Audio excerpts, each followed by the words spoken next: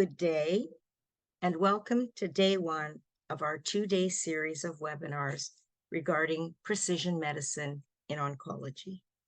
My name is Louise Binder, and I am one of the co-chairs of CONECTed, alongside Martine Elias from Myeloma Canada. CONECTed is a network of oncology patient organizations dedicated to working together on issues of health policy concern to cancer patients. Before beginning our presentations today, I will start with a land acknowledgement. I respectfully acknowledge that in Aurora, we are on the lands of the Anishinaabes and one of the First Nation reserves in Canada. I am grateful and honored to them for sharing their land in Ontario with us. I would also like to take a moment to discuss a few Zoom house rules to ensure the webinars run smoothly. All participants in the audience for today's webinar will be in listen mode only for the duration of the session. There will be a question and answer portion at the end of the webinar today, where participants can type questions into the chat. If there are any questions for the presenters who have pre-recorded, or should we run out of time, we will answer those questions via email in the coming days. This webinar will be translated live for those who wish to listen to it in French. It will also be recorded, and will be able to be accessed on the CONECTed website and YouTube channel in both French and English. So for the next 2 days, we are going to be exploring the incredible world of precision medicine, how it is revolutionizing cancer treatments for some cancers, and the vision for its broader application in future. We will also discuss barriers to access to these treatments and recommend ways to turn those challenges into opportunities. The genesis for this set of webinars was the recognition by the members of CONECTed that this potential revolution in cancer treatments would be of great value to patients, among other stakeholders. As a result, the members decided to develop a business case to support the value for all health policy and all health system stakeholders in encouraging and supporting precision medicine from the continuum of research and development to clinical access to clinical access and to public reimbursement of these innovative treatments. We titled the business case, Getting Better Faster, the case for optimizing access to precision medicine in the wake of the revolution in cancer care. We began by looking at the cancer epidemic and the early forms of treatment for cancer. We described the definition of precision medicine, how and where it has developed so far with success, and the potential development for even further successes in cancer treatments in the future. We suggest recommendations that would enhance the opportunity for stakeholders who are decision makers to expedite access to these innovative treatments and the companion diagnostics that accompany them. We have an amazing group of speakers to help us unpack the business case over the next 2 days, and also have an incredible facilitator for the first day of this webinar series as well. So without further ado, I turn the proceedings over to our facilitator, Kostas Trakas, CEO of Exactis Innovation. Great. Thanks for the introduction, Louise. And why don't we get to our first presenter, who today will be Dr. Michael Smylie. Defined as the molecular profiling of tumors to identify targetable. And we'll get to his presentation in a moment. It's pre-recorded, so we're going to jump to it. But let me give you a little bit of background on Dr. Smylie. He's a medical oncologist at the Cross Cancer Institute in Edmonton, Alberta, and a professor in the Department of Oncology at the University of Alberta. He'll be speaking to us today on the basics, including causes, the traditional treatment options, and the first personalized medicines, and more. Now, unfortunately, he wasn't able to join us today, but CONECTed had the privilege of speaking to him last week and will be playing a recording now. Kathy Barnard from Save Your Skin Foundation also had the opportunity to ask him several questions post-recording. Alterations. And these are my disclosures. So historically, therapies for melanoma have been exceedingly unrewarding. As of 2012, this is what we had in our armamentarium. We had cytotoxic chemotherapy, and the only chemotherapy drug to be approved in metastatic melanoma was dacarbazine. It was based on phase 2 studies back in 1975. To be honest, if it was ever submitted past 2000, it would never have been approved by the FDA or by Health Canada.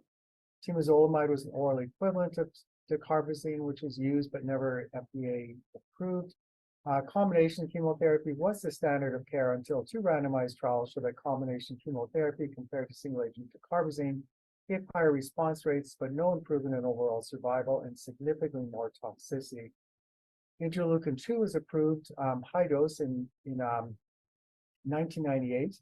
Again, the response rate's not overly impressive, about 15% response rate, but it appeared that the responses that were achieved were more durable than what we saw with chemotherapy.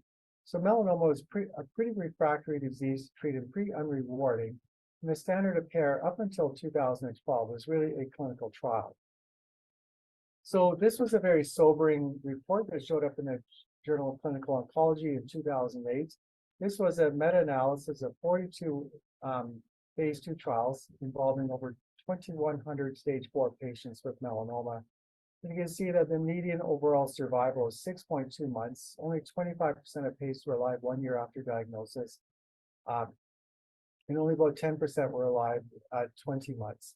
So this was pretty disappointing, and they had concluded that there was no improvements in melanoma in the last 50 years. And so really we had to go back to the drawing board. And so they asked, well, what is it about melanoma that makes it so inherently difficult to treat? And around that time, they discovered that about 40% of melanoma harbored a mutation in the BRAF kinase. And also the whole field of immuno-oncology was starting to arise around that time. So I'm going to talk about immunotherapy first. And the history of immunotherapy is not new. It was the first recorded trial of immunotherapy dated back to William Coley in 1898, where he used live streptococcus injections to try to treat metastatic sarcoma patients. And then there was adoptive immunotherapy, the cytokines. In 1995, interferon alpha was approved as adjuvant therapy. 1998, we got interleukin-2. And it wasn't really until 2010 that we started to have breakthroughs, when ipilimumab was approved in 2011, and then PD-1s in 2015. So this was what we had. We had the cytokines, which are very non-specific. We had the tumor vaccines, but suffice it to say that we've never had a positive randomized trial with tumor vaccines in melanoma. You know, the T-cell activation using checkpoint inhibitors that really made the difference in melanoma.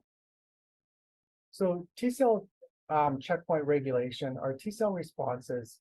Then they are regulated through a complex balance of inhibitory and activating signals. So the inhibitory signals we call checkpoints. That's what we're going to talk about today. Tumors can dysregulate these pathways and consequently the immune system, and targeting these pathways has really revolutionized cancer care. So the ones that I'm really going to focus on is CTLA-4, PD-1, and to a lesser extent LAG-3. And these are just some of the checkpoints here, and these are some of the activating receptors. There's several more. So the two that I'm going to talk about is CTLA-4 and PD-1. So CTLA-4 really works at the priming phase at secondary lymphoid tissues. When a dendritic cell presents an antigen to a T cell, it stimulates the T cell to start to proliferate and produce NK cells, and the tumors will, or T cells will leave the lymph node and hopefully travel to the tumor. As soon as the T cell is activated, it starts to express its brakes. So it'll express CTLA-4, and we can use a binding antibody against that to block it and reactivate the T cells. The PD-1s work at the level of the tumor in the effector phase, the tumor's so-called tumor microenvironment. When a T cell is activated, it starts to express brakes such as PD-1. Tumor cells can express PD-L1 and bind to the PD-1 and basically put the T cell into program cell death or apoptosis. By blocking PD-1, you can reactivate the T cells, and we hope that these activated T cells will turn around and start to attack the cancer again. So this was the first study that we had. Sorry, this was ipilimumab versus GP100. I'm not sure why that's not staying. So I'll just talk about it. So GP100 was compared to ipilimumab alone, ipilimumab plus GP100 vaccine, or to GP100, which is felt to be the control arm. And the initial endpoint of this study was progression-free survival. And midway through this study, the medical director decided that progression-free survival really was not the best endpoint. So he went back to the EMA and the FDA and asked if they could change the endpoint from progression-free survival to overall survival, which is really what we want to know in melanoma. And one of the reasons for this was that we start with this, unlike chemotherapy, we would say, we'll see what was called pseudo-progression. So this is an example of a patient. You can see at screening, he's got these metastatic lesions on his back. And after 12 weeks of induction ipilimumab, you can see there's no question that this tumor has progressed, both clinically and radiologically. And so on this study, because we saw these people were late responders who were allowed to re-challenge again. And so this patient was re-challenged with ipilimumab, and you can see that by week 16, he's responding. And by week 96, he's gone on to develop a complete response. And this patient is still in complete response and free of cancer 10 years later. So this was the final trial results. So this was the two ipilimumab-containing arms you can see here. And there's clearly an improvement in survival. The curves separate early, and they maintain their separation out to 4 years. And so most importantly, they found that with these curves is that there's a plateau at around 2 to 3 years. And that the 3-year overall survival was about 22%, and 5-year survival was about 20%. So if you're alive at 3 years, you're likely going to be alive at 5 years. We saw those long-term durable responses. And in fact, people started to talk about cure for metastatic melanoma. And the FDA actually allowed BMS to say that this is a potentially curative therapy in melanoma. And this was the first positive trial we ever had in metastatic melanoma. Likewise, Dirk Schattendorf did a meta-analysis involving over 1,800 patients and shows the same thing, that the 3-year overall survival rate was around 22%, 5-year survival is 20%. So shortly after that, we got the PD-1s. The first phase 1 was presented at ASCO in 2012, published in the New England Journal the same day. So this was the first study of nivolumab, which compared to chemotherapy. You can see that the 1-year overall survival is 73% compared to 42% for the carbazine. And this was subsequently approved as a first-line therapy in metastatic melanoma. Unfortunately, this really was the obituary for chemotherapy in melanoma. Likewise, the 5-year overall survival in heavily pretreated patients showed that 34% of all patients were alive at 5 years. So if you remember historically, the 5-year survival was less than 5%, and now we're up to 34%. The Keynote 006 looked at pembrolizumab, which is another PD-1 antibody, and it compared to first-line treatment versus ipilimumab. 2 different schedules, 2 to 3 weeks, and you can see that both nivolumab-containing arms are superior, both in progression-free survival and overall survival compared to ipilimumab. So this was the Checkmate 067 study, which I think is one of the most instrumental studies in melanoma. This looked at the combination of ipilimumab and nivolumab compared to nivolumab alone versus ipilimumab as the control arm. This is randomized 1:1:1. There's over 900 patients in this study. And the primary endpoint was progression-free survival and overall survival. And if you look at the overall survival, we now see that the 5-year overall survival is 52% for the combination arm, 44% for single agent nivolumab, and 26% for ipilimumab. And this has been followed out to 78 months now, and we finally hit our median overall survival. Remember, back in 2008, the meta-analysis showed that the median overall survival for a metastatic melanoma patient was 6.2 months. And here we're seeing 72.1 months, so just over 6 years. Nivolumab was 36.9, and Ipi was almost 20 months. There's a variety of immune escape mechanisms in cancer, how it can evade the checkpoints and overcome this. This is just some of the things that people are focusing on. They're focusing on the tumor microenvironment, the better effective presentation of tumor antigens to the immune system.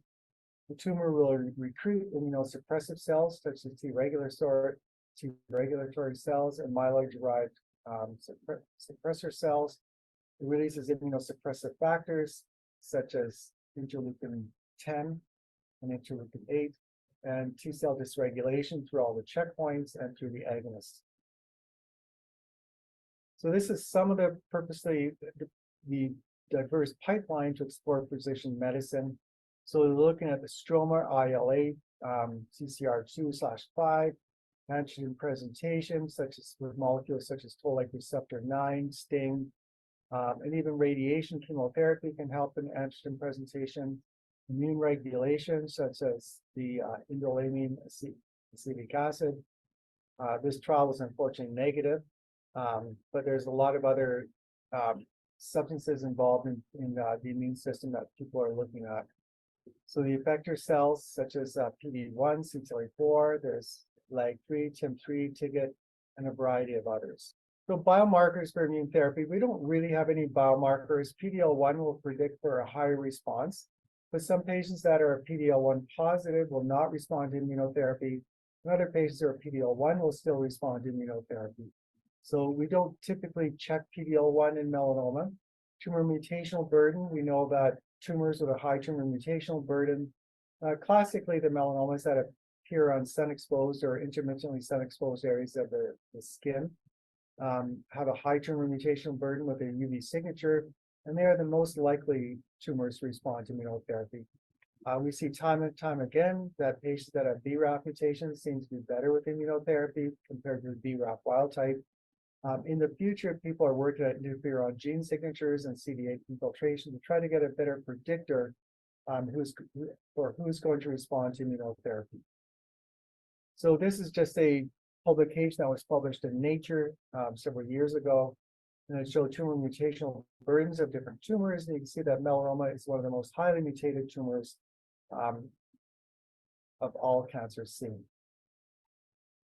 So although melanoma is the most highly mutated tumor, most of those mutations are just what we call bystander mutations. They have no real role in the cancerous growth, whereas there's a few mutations that we call driver mutations that the cancer cell becomes addicted to for its growth. So one of the most common mutations that we see is in the BRAF pathway. That's about 40 to up to 50% in some studies. Then RAS is mutated in about 15 to 20% of melanoma patients. NF1 mutations can occur in ocular melanoma, see the GNAQ, GNA11 mutations. PI3 kinase pathway alterations can occur, about 15%, loss of PTEN, which is tumor suppressor, and mutations in the cyclin-dependent kinase pathways can occur. So to date, the therapeutic targeting in metastatic melanoma has focused on largely 4 different mutations that we see. There's the c-KIT mutations, again, as I said, most common in acrolentigenous and mucosal melanomas. We have access to the c-KIT inhibitors such as imatinib and other non-specific ones such as sunitinib. The NRAS mutations has not been very productive yet to target, but there are ongoing trials, including trials of binimetinib, which is a MEK inhibitor. There's the NF1 mutations where there's no specific trials underway at the present time, however, remains an active area of investigation. And the BRAF mutations, which is really where most of the focus has been. So the first generations included the vemurafenib, then we got encorafenib, and then dabrafenib, trametinib. So the BRAF pathway has been really the focus of most of the targeted therapy in melanoma. So you see that the most common mutation is V600E. It's an activating mutation. So I always explain that this is like having a car and you disable the brake and you push the gas pedal all the way to the floor. This activated BRAF keeps driving the cell to proliferate and not go through programmed cell death like normal cells are supposed to. So this was the first phase 1 trial that was published in the New England Journal. So they did a phase 1 trial of vemurafenib, and then they expanded cohort of 26 patients. And if you look at the waterfall plot here, you can see that virtually almost everybody responds except for 2 patients. And you can see some of these responses are complete responders going down to 100% response. And so the overall response rate was 81%. And the majority of these patients, they actually, some of these responses are so dramatic that they actually started to talk about the so-called Lazarus effect. People were in palliative care, dying of their metastatic melanoma. They got this BRAF inhibitor, and 8 to 10 days later, they walked out of hospital. So this was the registration study that was performed to get the approval of first-line vemurafenib in metastatic melanoma with a BRAF mutation. So patients obviously had to have the BRAF mutation. It was 600E. And they're stratified by stage, ECOG level, LDH, geographic region. They're stratified 1-to-1 versus vemurafenib versus dacarbazine. And this was really, if you look back, this is really not an ethical trial because dacarbazine was really not much more than a toxic placebo. And suddenly you get this breakthrough drug that targets the molecular alteration in the cancer. You see these dramatic responses, yet we still had to do a randomized trial to get approval of vemurafenib. So not unexpected, the trial was performed. We saw a significant improvement in overall survival. And this study was closed by the Independent Data Monitoring Safety Committee at the first interim analysis because there was such a significant benefit in patients who received vemurafenib compared to chemotherapy. And in fact, anybody who was on the chemotherapy arm was recommended by the Safety Monitoring Committee that when those patients progress, they should be immediately crossed over and receive vemurafenib. So this was just an example of how patients responded. So this was published by Nathan Leighl in the Journal of Clinical Oncology. You can see this young patient here with multiple metastatic subcutaneous lesions from melanoma. And you can actually see that he's actually got this phenomenon that we call melanosis, where he's got this sort of brownish gray pigmentation to his skin from his high tumor mutational load. And you can see at week 15, he's had this dramatic response. So he's pretty much back to normal. But by week 23, unfortunately, he had relapsed and had progressive disease. And unfortunately, these dramatic sort of miraculous responses that we saw to vemurafenib were, in most cases, short-lived. And they would, at about 7 months, half the patients were progressing, half the patients were still responding. But particularly these patients who had heavy tumor mutational load, they would have these dramatic responses, but they would have these very dramatic relapses. So people look to see, well, why are people developing resistance to this drug so quickly? And is there anything that we can do to try to overcome resistance? And there's 2 major pathways of resistance. There's a MEK-dependent progression and a MEK-independent progression. And so most of the mutations would bypass the mutated BRAF and activate MEK directly, and then it would drive cellular proliferation. And so people postulate, well, what if we add in a MEK inhibitor plus a BRAF inhibitor? And will it, first of all, be tolerated, and will it lead to improved efficacy? So there have been 3 major randomized trials. There's the COBRIM was looked at vemurafenib plus cobimetinib. The COMBI-D looked at dabrafenib, trametinib versus dabrafenib alone as the control arm. Another part of that study looked at vemurafenib as the control arm. And the Columbus study was the last one, looked at encorafenib plus binimetinib versus encorafenib alone. And sorry, suffice it to say that all of these studies showed improvements in progression-free survival and overall survival. And so now it's standard of care to use combination therapy as compared to single agent. So in melanoma now we have the 2 superheroes. We have targeted therapy and we have immunotherapy. So how do we choose between these 2 therapies? You see that targeted therapy has much higher response rates, so you get quicker responses, and immunotherapy has lower response rates. Single agent response rates to PD-1s are around 35 to 40%. Response rates to ipilimumab vary from 10 to up to about 19%. and whereas response rates to combination targeted therapy are around 70%. So if you look at the survival curves, you can see that there is an early survival improvement in patients who get either BRAF therapy alone versus combination targeted therapy. The immunotherapies, the early survival is inferior. However, if you look at the PD-1s plus the combination PD-1 plus CTLA-4, these curves cross over, and the 2, 3, and 5-year survival is in favor of immunotherapy compared to targeted therapy alone. So how do we sequence these drugs? So on the one hand, you have targeted therapy that has high response rates, immunotherapy that tends to be more durable responses. So what is the best way to start with these patients? And I think a lot of people initially started with targeted therapy, and then would switch over to immunotherapy. And other centers used immunotherapy up front and then would switch to targeted therapy as a salvage. So this was the combination succumbent study. It looked at the combination of encorafenib and binimetinib. Patients were treated till progressive disease, and then at progression, they could switch over to ipi-nivo. Arm B looked at the combination of immunotherapy, ipilimumab and nivolumab, treat progressive disease, and switch over to the combination encorafenib and binimetinib.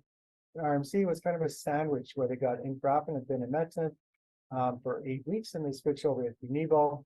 And then at progression, they could switch back to the encorafenib and binimetinib. Again, if you look just at the 1-year survival, again, a little bit better for the targeted therapy 1 year, but 2, 3-year survival is becoming more favorable for the immunotherapy or the short-term sandwich. We get 8 weeks of targeted therapy and then switch over to immunotherapy. So LAG-3 is the new kid on the block. LAG-3 is another checkpoint expressed on the T cell. When you see PD-1 and LAG-3 expression, you know that the T cell is quite exhausted. So this is the Relativity 047 study that looked at nivolumab plus relatlimab in combination versus nivo alone, which was used as the control arm. Now, I think one of the criticisms of the study is that most people use the combination of nivolumab plus ipilimumab, and nivolumab is mostly given to older patients or patients with more medical comorbidities. So if you look at the primary endpoint, which is progression-free survival, you see that there's clearly a benefit in favor of the combination arm compared to nivolumab alone. And so if you look at the median progression-free survival, 10.22 months for the combination versus 4.63 months for nivolumab. So similar to what we see with ipilimumab and nivolumab, but when we look at this study, there's a lot less toxicity than what we see with ipilimumab and nivolumab. So potentially this study may supplant a lot of the ipilimumab and nivolumab, but we really need longer follow-up to see what the 3-5-year survival is going to be. So in summary, these are the approved agents. So as I said, up until 2010, it was a very depressing field to be in. I think they always said about melanoma was that melanoma was the cancer that gave cancer research a bad name because everything failed. But it all changed starting in 2010. And since then, we've really had a revolution. We had ipilimumab approved 2011, followed shortly after by bemorafenib. Then we got dabrafenib, trametinib, and then we got nivolumab 2014, pembrolizumab. Then we got the combinations of the agents, nivo-ipi, and then bemorafenib and cobimetinib. T-back vaccine was approved in the US, but not in Canada. Then we got the newest targeted therapy, encorafenib, binimetinib. And then we've got this so-called triplet therapy, which is not used very commonly. There's not a lot of benefits in using triplet therapy over combination immunotherapy, but a lot more toxicity with the combination.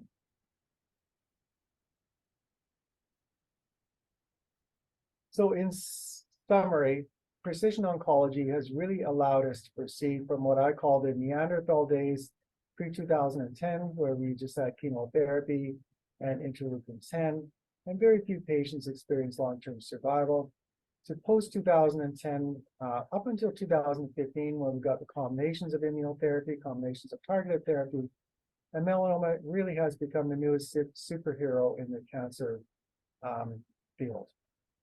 Thank you. I have a few questions actually already. Back in 2011, when those first innovative treatments came to the metastatic melanoma field, how or by who was the testing done to determine those BRAF mutations? So it was frustrating. So initially with studies, it was often sent out for central review, and we got it tested centrally as part of the study. But they were pretty quick to incorporate BRAF testing. I think the nice thing is that BRAF testing is not very expensive, so it didn't add a major financial burden onto the pathology lab. So our samples are initially sent out to Calgary, and then there's a little bit of a delay. So it can, in a lot of centers, it can take 3 to 4 weeks to get BRAF testing. So I think it is frustrating because when we see a patient, we often don't have the BRAF mutational status. So when we want to talk about therapies, we don't know if targeted therapy is going to be an option or not. Well, that actually was question 2 and 3. How long does it take? Because I'm guessing that now that we do have treatments for this disease and this cancer indication, that those results are really important so that you and your patients, can be making those informed decisions. So now that we know we're getting, a lot of targeted treatments, precision medicines, what would be a reasonable turnaround time for those test results for a physician? I think 1 to 2 weeks really should be ideal. And I think a lot of centers have reflex testing now. So if a patient has stage 3 or stage 4 melanoma, it's reflexively set for BRAF testing. Now I'm going to ask you to look in your looking glass. And now, how do you see the future of precision and personalized medicines, not just in melanoma, but in some of the other cancers that you treat? So I think precision medicine is becoming bigger and bigger. I think if you look at other cancers such as lung cancer, back when I started treating lung cancer, we had chemotherapy with a very modest improvement in median survival, but more improvements in quality of life. And now when we see tumors, we check lung cancers for PD-L1, we check for EGFR, we check for ALK, and now CMET and ROS1. And so there's a variety of driver mutations that we're testing for now, and they're going to become more and more common. Unfortunately, some of these new platforms like NGS will allow us to test multiple driver mutations at the same time. Fantastic. Thank you for your time today. I know how busy you are, and we really appreciate this. Thank you. You're welcome. Okay, why don't we move on to our next speaker, who will be speaking about contributing factors, including the time to diagnosis, the time to treatment, and much more. Our next speaker is Dr. Natasha Leighl. She's the lead medical oncologist at Princess Margaret Hospital in Toronto, Ontario.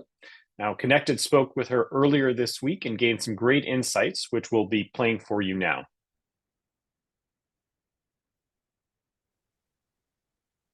Hi there, my name is Natasha Leighl, and I'm a medical oncologist who specializes in the treatment of lung cancer at the Princess Margaret Cancer Centre. And I'm delighted to join the team today to talk a little bit about precision oncology and what I believe some of the contributing factors are to success, specifically in the area of lung cancer. So lung cancer, just as some background, is still the most common cause of cancer in Canada. It's unfortunately still the deadliest, over 2 million cases a year. In Canada, it leads incidence and also represents about a quarter of the mortality related to cancer in Canada. And there are a lot of delays. Most patients are diagnosed with advanced disease. We have screening, not widely funded, not widely implemented, and biologically, this is a very aggressive type of cancer. Despite that, though, we have seen progress. When I first started in lung cancer, the chance of living 5 years, including people with early stage all the way to late stages of disease, the chance was about 10%. But even during my career, that is starting to rise in particular types of lung cancer. And I'm really going to focus on those today, a type of lung cancer called adenocarcinoma, where we're learning a lot more about the biology of the cancer. In cancers like small cell lung cancer, which are less common, we still don't know as much about the different biology, although I'm really grateful that this is probably going to be very different over the next 3 to 5 years, and we'll hopefully start to see these curves increase, where we see more patients living longer with both early and late stages of disease. So in lung cancer, a couple of things have changed over the past 2 decades. First, we have a much better scientific understanding that lung cancer is not just 1 or even 2 or 3 types of cancer. It's many, many different types of cancer.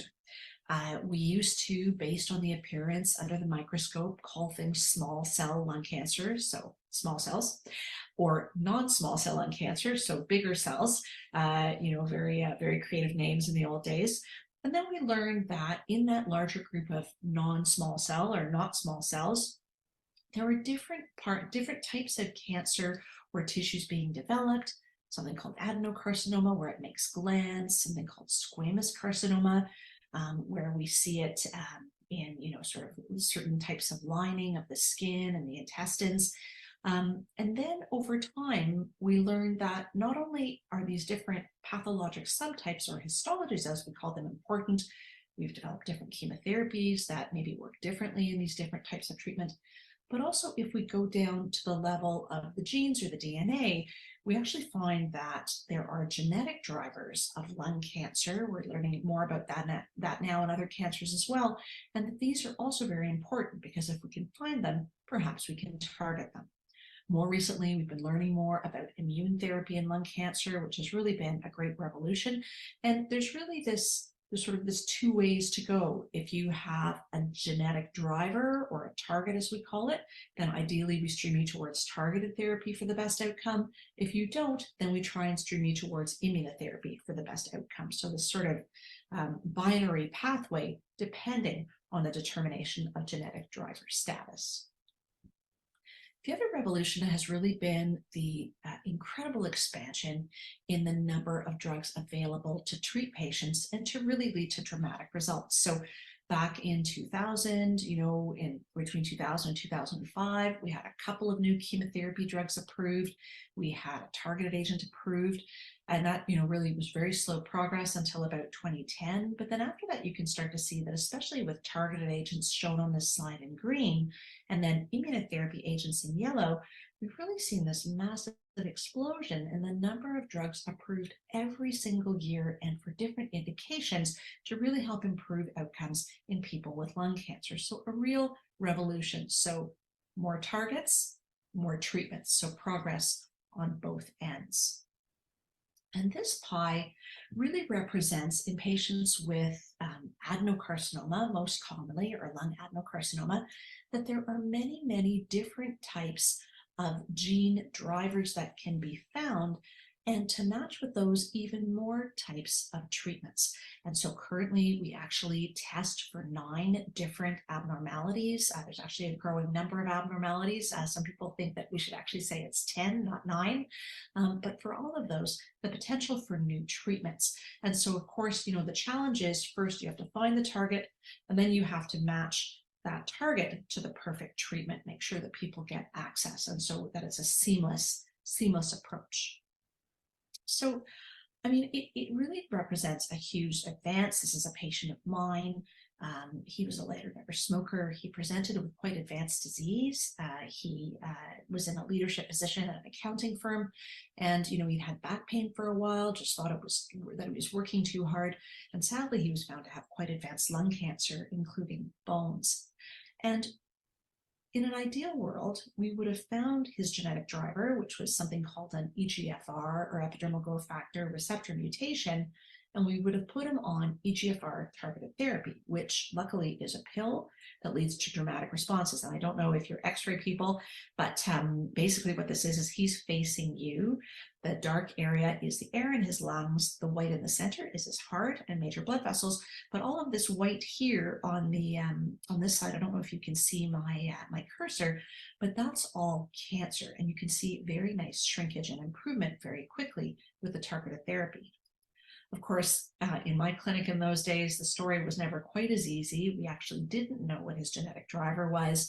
We had to start him on chemotherapy, which improved things a little bit, but you can still see that X-ray appearance is not as good here. There's still a lot of tumor here in his lung compared to with the targeted therapy. And we actually didn't get the results until a couple of days after he actually started chemo. So We want to find the target, we want to get you on the right treatment, and we need to do it in time.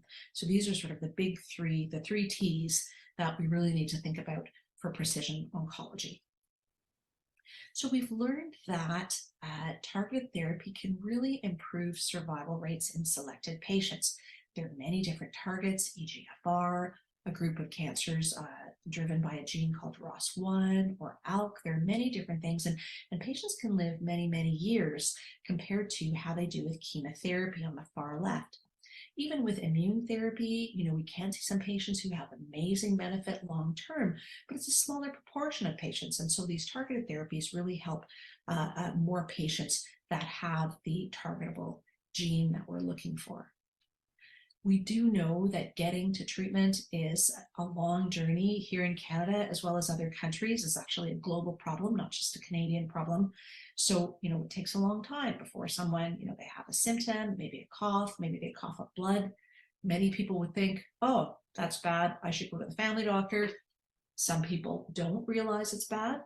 Some people can't get into the family doctor. And for some people, the family doctor just gives them antibiotics. And so it can take many, many months to get into the system, get the right tests, get the right diagnosis. And so greater awareness and greater ability to access some of these fast track programs that exist to try and get people from that first symptom to their diagnosis and treatment faster are really, really important. And on average in Canada for lung cancer, that's anywhere from six to 7 or even 8 months or longer.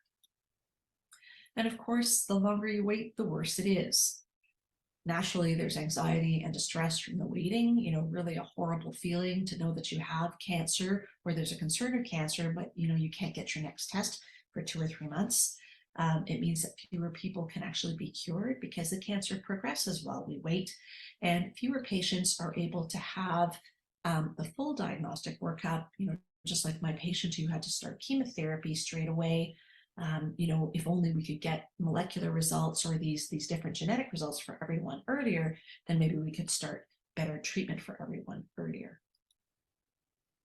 So this tortuous slide just shows that today, calling something lung cancer isn't enough. There are a number of these different gene drivers. I've listed them on the left, and all of these need to be assessed in a person's cancer before we can say that their biomarker testing is complete, and that gives us the full information that we need to make the best possible treatment decisions. Again, this isn't everyone with all kinds of lung cancer, but it's probably about 60 or 70% of people. So it's always a really good question to ask, or certainly to promote, to really encourage people asking these questions when they come to meet their oncologist for the first time. The other thing that's important is, 2 or 3 years ago, this was just important if you had advanced or what we call stage 4 or metastatic lung cancer, so lung cancer that spread beyond the lung. But now it's even important earlier on when we're talking about curative or preventive therapy. So really important that biomarkers be tested no matter what stage of disease you have. What do our guidelines say about how to test? So in the days where we knew about 1 or 2 of these genetic drivers and we had 1 or 2 treatments like EGFR, we would just do that particular test. However, now that we have 9 or 10 different targets to look at, really important that rather than do it one by one, which takes a long time, many, many weeks, and patients actually run out of their cancer tissue that the pathologists have on hand, that we could really want to test for everything at the same time. Something called next generation sequencing is a technology that helps us do that, tests for multiple different types of abnormalities across multiple different genes, one test, less tissue, less time. So clearly this is the answer. I'm going to tell you a bit about our journey at the Princess Margaret in lung cancer to get there. There are a number of different guideline groups out there: the International Association for the Study of Lung Cancer, the College of American Pathology, the National Comprehensive Cancer Network, ASCO, the American Society of Clinical Oncology, the European Society of Medical Oncology, you name it, everybody recommends NGS for patients with lung cancer. And does it help? And what this shows, and this is an older study now looking at single gene testing, where we really looked at 2 genes, one's called EGFR, one's called ALK. But in blue, you can see the survival rates anywhere from 12 to 40%, from the start of the initial treatment for patients with advanced lung cancer. In blue, if you had testing, and in orange, if you didn't. And so some of this is, we found the target and we got you better treatment, which is of course the most important thing for us. Some of it though is a bit of selection. You know, sometimes patients couldn't wait. So they didn't get the better treatment. Maybe they didn't have enough tissue, or maybe they weren't at a center where they were testing and they couldn't get to a center because there just wasn't time. So it's not just find the target and get the treatment that's represented here, but it is a really important part. Sorry. There have been some more recent studies looking at this next generation sequencing or more comprehensive testing and the impact on outcomes. And these are some lovely data from a presentation from a colleague, Dr. Shaqil Agarwal at the University of Pennsylvania, where she found that if we looked at the biopsies that patients had of their cancers, very few patients were actually able to have next generation sequencing in a timely manner. So she also added liquid biopsy to that to really increase the chances of patients getting results in time, but we'll talk a bit more about that. What she looked at was whether patients had all of their genetic drivers tested for or not. So even if they found them and went on targeted therapy, or they didn't, just a matter of, did you get the testing done or didn't you? These curves are called Kaplan-Meier curves. On the left, these are patients who should get complete biomarker testing, and whether at any point in their cancer journey they did get it. On the right, those patients who got it before they started initial treatment for their advanced disease, which is of course the ideal timing. In blue, the proportion of patients at different times as you go to the right that were able to survive, that had complete testing, compared to those patients in red who didn't have complete testing.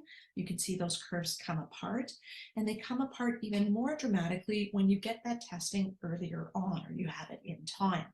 So again, a lot of this is, did we find your target? Did we get you the best treatment? There are some biases, you know, some of these patients were too sick, some of these patients were never going to get the right treatment. But again, you know, clearly getting that NGS testing, getting that testing in time, patients need to know, oncologists need to know, the pathologists need to know, everybody needs to know from the initial diagnosis to getting to treatment how important the initiation of that NGS process is. We've also learned that NGS is actually better than the single gene testing in Asia and other places, you know, because things like the EGFR mutation are so common in their patients. In Canada, it's around 15 to 25%, maybe even 30 or 35% in some places, like Vancouver and Toronto. In Asia, it's 60%. So they thought to themselves, well, you know, why don't we save some money? Let's just do the single gene testing, which is a lot cheaper, maybe $250 or so, compared to NGS testing, which can be anywhere from, you know, perhaps $750 or $1,000 to many more thousands of dollars. Why don't we do that one first? And then if we can't find it, then we'll go ahead and we'll do the NGS. And we have learned that NGS does find many more mutations, not only at the same type that you're supposed to find using these single gene tests, that's something called PCR or polymerase chain reaction, but also you're able to find more within the gene. Some of these single gene tests, they just look at one place, so you can only find one kind of mutation, but NGS can find many, many more. So it's got many different potential advantages. Why? What are some of the barriers? Why is NGS not something that we all do instantly, you know, perfectly embedded in the system, 100% uptake? Cost has been a big feature, and that's been a recent challenge that we're overcoming in Canada. Not having enough tissue, you know, you need some of this tissue to find the genetic material after the pathologists are done making their diagnosis and doing the other tests that they need to do. Maybe you don't have the expertise in your center to extract that DNA and do the testing. And also, a lot of the time, the people who are responsible for ordering the tests, so sometimes these are pulmonologists or respirologists or even radiologists who do a biopsy, they actually don't know what they're supposed to be ordering. So they have poor communication with pathologists who then in turn don't realize they need to be doing this set of tests as quickly as possible to get us to treatment. And so all of these are major issues. Time, another major issue that's in blue here. And so time, of course, if these things take too long, patients have to start chemotherapy anyway, and they miss out on their whole chance of targeted therapies. So I'm just going to take you through some of the efforts that we had back in 2010 when some of these initial targets were discovered and new targeted therapies were established. Dr. Ming Chow and others really established testing across Canada.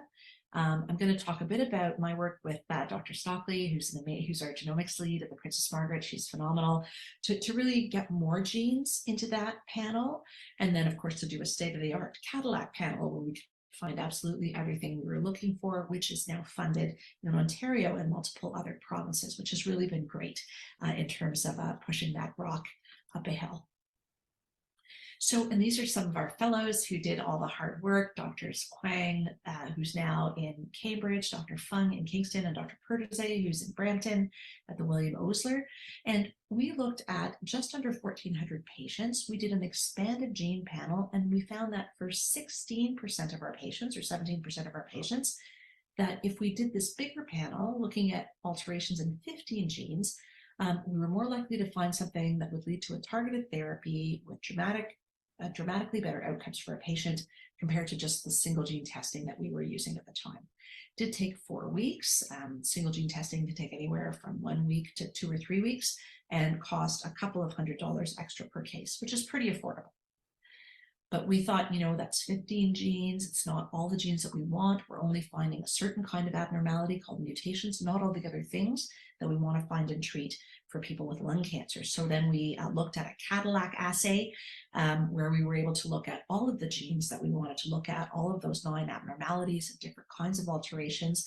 And we found a couple of things. We enrolled 182 patients. Only 134 had enough tissue to do the testing. Almost just under a third of patients didn't have enough tissue. If you did that initial single gene, look at EGFR, look it out first, and then do the NGS afterwards. So that told us, you know what, we have to change the system. NGS has to be the first thing you do. First test, best test. As soon as we got results, a number of patients switched treatment. As soon as they received their results, another 70% could go on trials. A little bit more money, anywhere from $500 to $700 more per case, and a little bit more time. And so we then moved to offering this testing for all of our patients. We did it as something called reflex testing, where the pathologist would actually do it as soon as they got the right type of lung cancer, this non-squamous, non-small cell lung cancer. We did it in early stage patients and advanced stage patients. The pathologists just, they got the diagnosis and they said, we're doing the testing, end of story. And what we found, we thought maybe we'd pick up a quarter of patients who had something targetable. We actually found that 1 in 2 patients had a significant variant detected. So using next-gen sequencing up front doubled the number of targets that patients could take advantage of and had better treatment. It took just under 30 days to get the results. The target, of course, is to get that down to 2 weeks so that we don't slow patients down. So what does it mean to slow patients down? What happens when you see your oncologist and you don't have the test results in time? Of course, a lot of anxiety on the part of patients. What do you mean I don't have my biomarker testing results? Whom do I talk to? How do I get them? How come nobody told me about this? In the old days, we only had 13% of patients who had their testing available when we saw them. And if we didn't have it, it could take you almost twice as long, 29 days compared to 15 days, if we didn't have your result. Another 13% of people actually had to have another biopsy of their cancer because we didn't have enough tissue from the first sample. And almost 20% of patients actually had to start chemo before they started their targeted therapy because we just didn't have time or we didn't have tissue in order to get things going. And so based on this, we've done a lot of work in Ontario and across Canada and other countries to get larger samples, to get this automatic testing by our pathologist, something called reflex testing, and to really try and expedite that finding of the target and accelerate getting to treatment.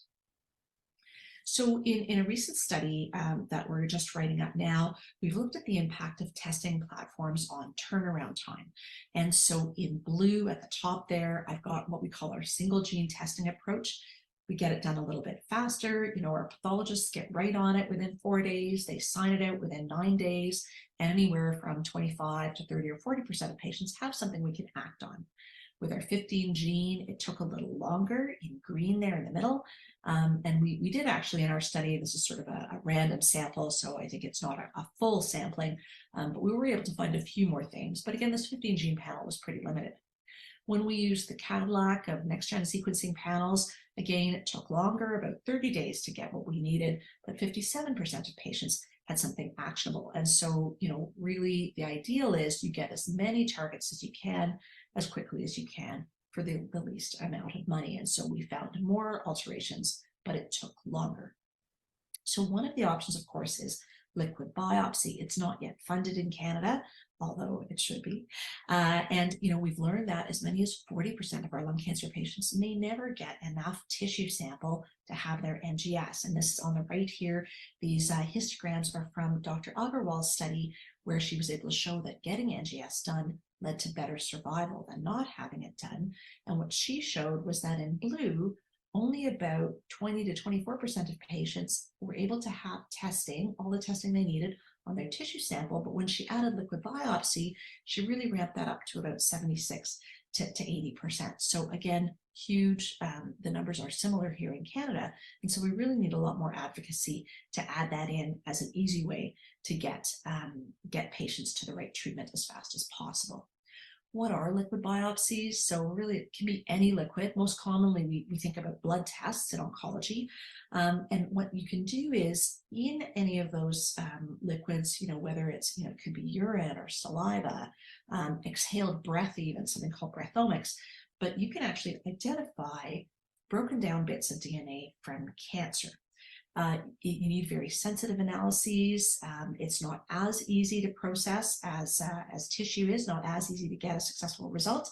And so there's a lot that goes into this sort of collection and processing and getting the sample done. It's really become an invaluable tool in lung cancer. It's now considered a standard adjunct, even though it's not funded in Canada. But with tissue, right, you have to put a needle into the sample. It has to go to the pathologist. The pathologist does their thing, and that's really how you make the diagnosis. And is it squamous or adenocarcinoma or small cell? But then for finding the gene drivers, which we call genotyping, you can do that just as easily in the blood test. And so you just, you take your blood at the lab, you send it off, you get your genotyping done, and you sort of skip that whole, get the biopsy, get the pathologist, etc. Of course, much easier to do a few blood tests over time to see how things change, whether your circulating tumor levels go down with treatment, or if something new changes, as opposed to sort of having repeat biopsies all the time. So understandably, a lot of benefit for patients. How do we integrate this into practice? Certainly in the old days, it was if your tissue testing didn't work, you resorted to liquid biopsy. Increasingly, people are trying to find ways to do them together, what we call a concurrent approach, so that whichever one is successful first is the one we use. And sometimes they do add information, or even a plasma first approach. And I'll talk a little bit about that as well. So as I mentioned before, in lung cancer, we've been very lucky. About half of patients have one of these targetable driver genetic abnormalities. But it's also becoming increasingly important in other cancers as well. In breast cancer now, liquid biopsy recommended for something called ESR1, gastric cancer, melanoma, colon, ovarian, cholangiocarcinoma. I mean, it really is endless, the amount of precision medicine advance that we've seen in all of the different types of cancers that are out there. And so I think NGS is increasingly important beyond lung cancer. And I really think as much as we can make it a uniform platform approach, I think will be so helpful for us. So I'm just going to share a couple of studies looking at liquid biopsy. I know you're going to talk about liquid biopsy separately as well. But this was a study that first got me really excited about liquid biopsy called the NILE study. We published this in 2019. But what we did was we had patients who had advanced or metastatic stage 4 lung adenocarcinoma. They're supposed to get molecular testing on their cancer sample. And we also got to do a liquid biopsy. So, and then the outcome of the study was to look at how liquid biopsy NGS testing compared to tissue NGS testing for our patients. And what was really exciting was that we found alterations using liquid biopsy. It's here in this sort of peach and pink in about 27% of patients. And we actually found less in the tissue. And that's probably because most patients or more patients didn't have enough tissue to get complete testing. So we actually showed that liquid biopsy NGS was non-inferior to tissue NGS, which was not what we were expecting, and which certainly made all of the pathologists a little bit anxious. The other thing that we found was that in this bottom right here, in the dark blue, if we did liquid biopsy first to find a target for a patient, we found it in 87% of the cases, and only 13% needed to then look into tissue as the sort of second option. If we use tissue first, the numbers were lower. Only 2/3 of patients found what we were looking for, and then the other 33% we had to go and look at liquid biopsy. And so, I think that for me was very telling to say, what, if we could move liquid biopsy up in the trajectory, not do it after everything had failed, but do it earlier, there really might be something here. It was also faster. I apologize for using the trade name. Many of these commercial assays are actually faster than what we can do in our in-house NGS labs. The other thing that we found, was that they were highly concordant. If you found it in liquid, you found it in tissue, and patients had very similar outcomes. Also, we were much more likely to be able to say that if you had a liquid biopsy, we found or assessed all of your biomarkers than if we used tissue. 95% compared to only 18% of patients who could have that single gene testing across all of their samples. So, now that NGS is here in tissue and routinely used, those numbers would improve. But I still think that patients with liquid biopsies are more likely to get complete genotyping. So, we had such a great experience. I love this so much that I thought, why can't we bring this to Canada? So we did this study across 6 sites.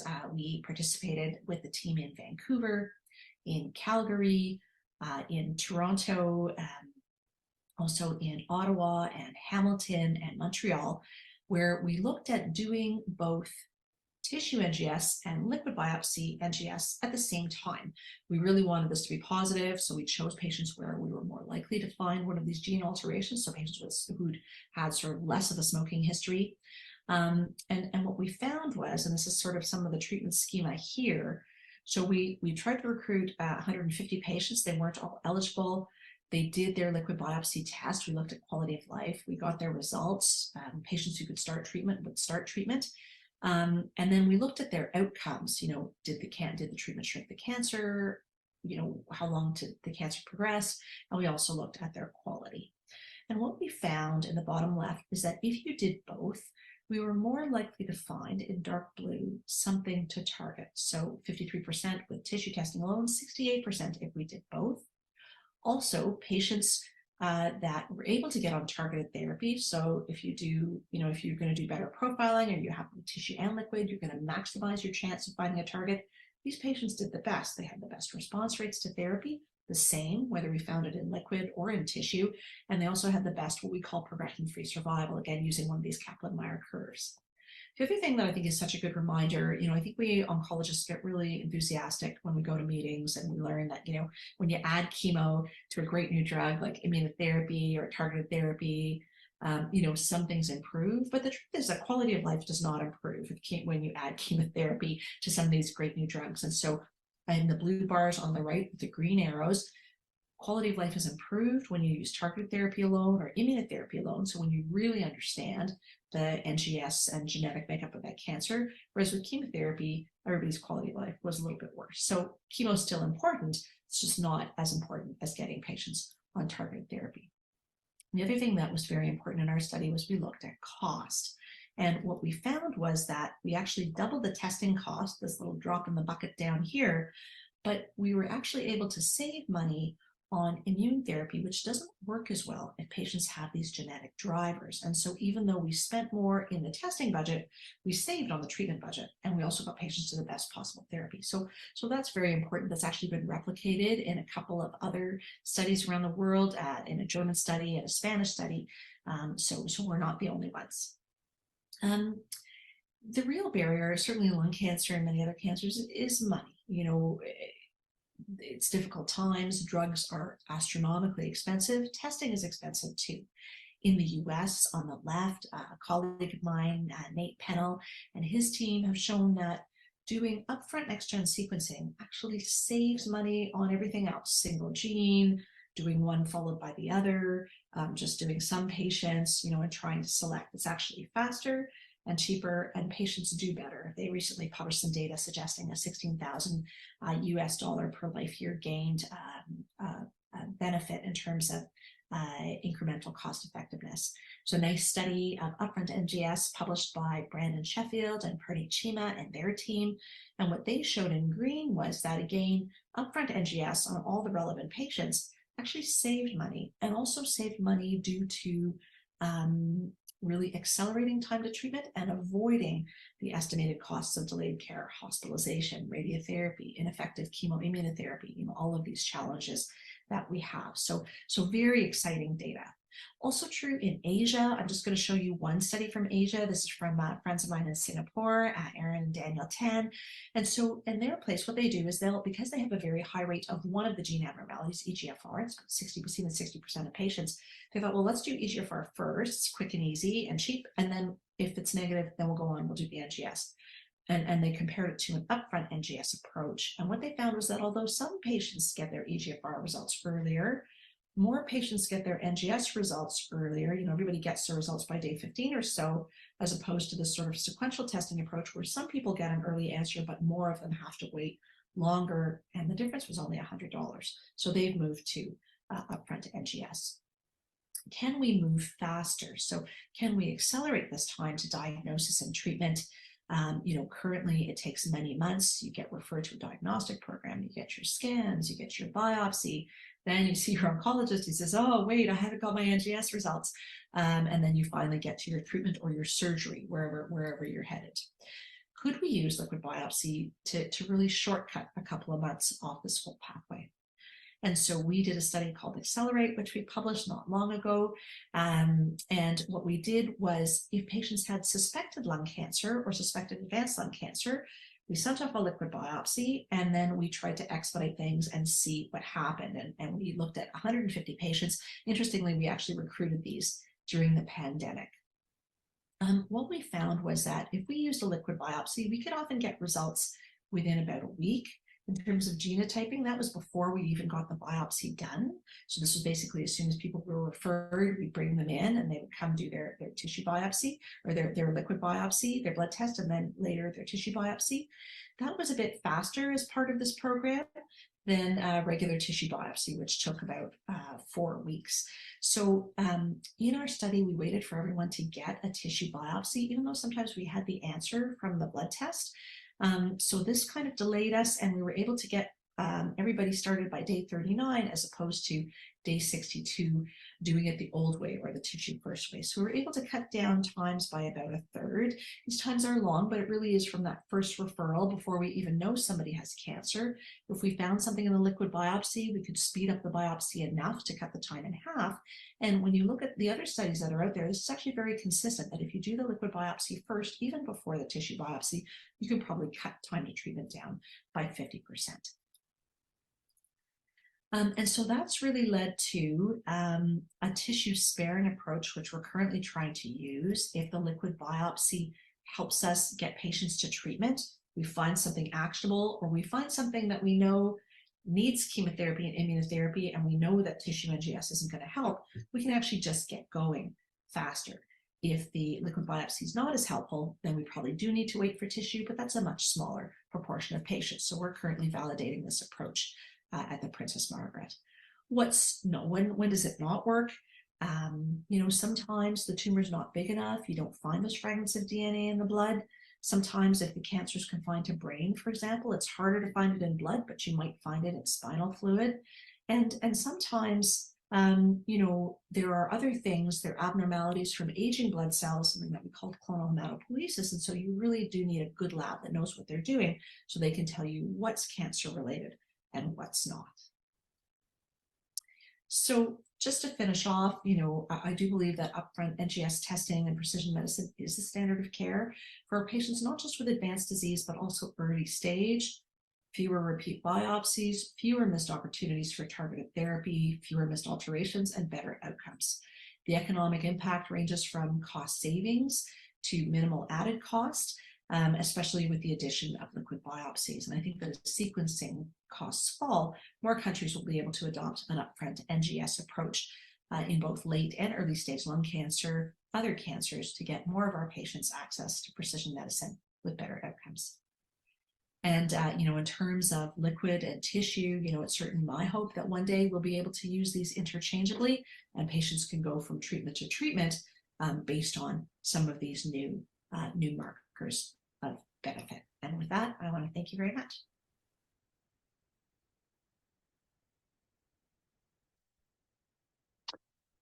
Terrific. A big thanks to Dr. Leighl for that presentation. Okay, welcome back everyone from break. We're at 1:40, so let's kick off the second half of day one of the Connected Webinars. Next up, we have Dr. Kassam, who is a medical oncologist at the Stronach Regional Cancer Center and the medical director of research at the South Lake Regional Health Center in Newmarket, Ontario. He'll be discussing the potential for future research referencing other cancers and biomarkers and real-world evidence. And with that, over to you, Dr. Kassam. Hi, everyone. Thank you very much for having me. It's nice to be here.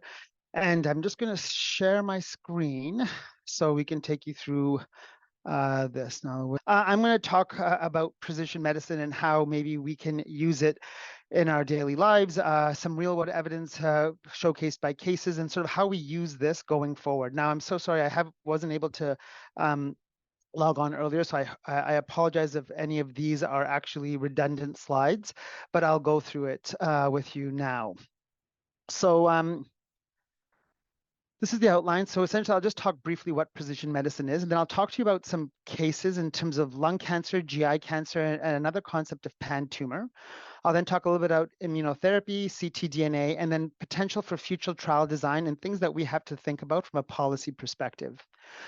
So essentially, what is precision medicine? And I suspect that you've already had this talk, and if not so, please let me know if you'd like me to elaborate. But essentially, if we've got 12 cancer patients there on the gray, back in the day, and not too long ago, we would treat all of these cancer patients very similarly, with chemotherapy, not really knowing exactly what their cancer is and how best to treat it.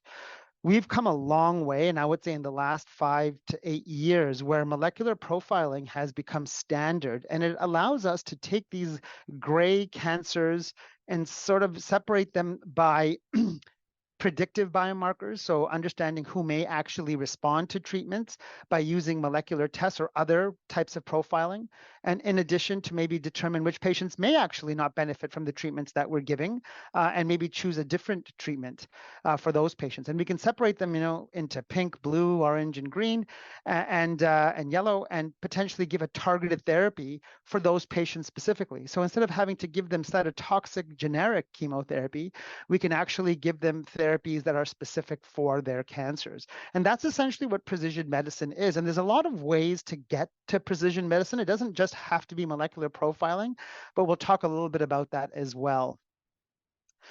Let me see if I can progress my slide. So I think the first thing that we have to understand is what is cancer and how does it develop? And that's how we can truly understand how precision medicine works and how it actually helps our patients. So really, carcinogenesis, or the development of cancer, occurs when you have damage in the DNA. And the DNA is how I describe it to my kids, is essentially just the blueprint for how all of our cells are supposed to be functioning and well behaving. But what happens sometimes is because of extrinsic and intrinsic mutagens, or things that damage the DNA, that blueprint gets messed up. And anything from things within our body, so stuff that's just normally occurring in terms of mutations, or external chemicals like smoking and alcohol, or even radiation, can cause these damages. Now, usually what happens is that these damages can be repaired with no problems. And once they're repaired, our cell just continues going on to behave. But sometimes these mutations cannot be repaired. And if they occur in a very important part of the cancer cell, that cell can start its long process into becoming cancer. And so that's the first thing that we need to understand. It's actually mutations in this blueprint, or in the DNA, that actually causes the development or the initial stages of cancer. Just to give you an idea, and this is a pretty scary statistic, I'll just draw your attention to the green box down here in the bottom, where it says 300 billion errors in our genome per day. So if you look at all the cells in our entire body, in a day, there are 3 billion errors or mutations that occur. Now, the good thing is that really only 1.5% of our DNA is related to important genes that regulate cancer and have a daily functioning. And a vast majority of these mutations are actually repaired. And so they don't become an issue. So if we have a good DNA repair mechanism, these are all caught, they're repaired, and if they can't be repaired, the cell is killed. And that's a normal functioning thing that happens in our body. But what happens is that if these mutations can't be fixed, then we have this progression into cancer. So what we say here is, if I'll just give you an example, there's those gray cells again. Now, these are normal cells. And as they divide and as we get older and as we smoke and as we have exposures to other mutagens, what happens is that we start causing DNA damage within these cells. And some of these damages can't be repaired. And some of these damages actually occur in areas that are very important. And what that happens then is that when we get a mutation that's in an important area, as it were, what happens then is that cell actually has a survival advantage. It is actually able to grow faster, stronger. What is the Olympic saying? Stronger, faster, better. That's essentially what happens. And then what happens here is that cell continues to grow, and it starts to grow faster, and it gets more mutations. And as it gets more mutations, it goes from a pre-cancer to an actual cancer, and then it can metastasize. Over on the right-hand side, you'll see things that have moved to other parts of the body. I want to draw your attention to this thing called a driver gene or a driver mutation. And we'll talk a little bit more about that in the next slides. But what we've talked about so far is that mutations occur. We usually can repair them. If the mutation cannot be repaired and it happens in an important part of the DNA or the blueprint, that cell can start to become cancerous, and it can develop more and more mutations and become more and more aggressive, as it were. So I'd like to talk to you a little bit about the types of genes. So let's think of this as a DNA strand, and we'll talk about these areas on the DNA. You've got this green segment of the DNA, the blue segment of the DNA, and the purple segment.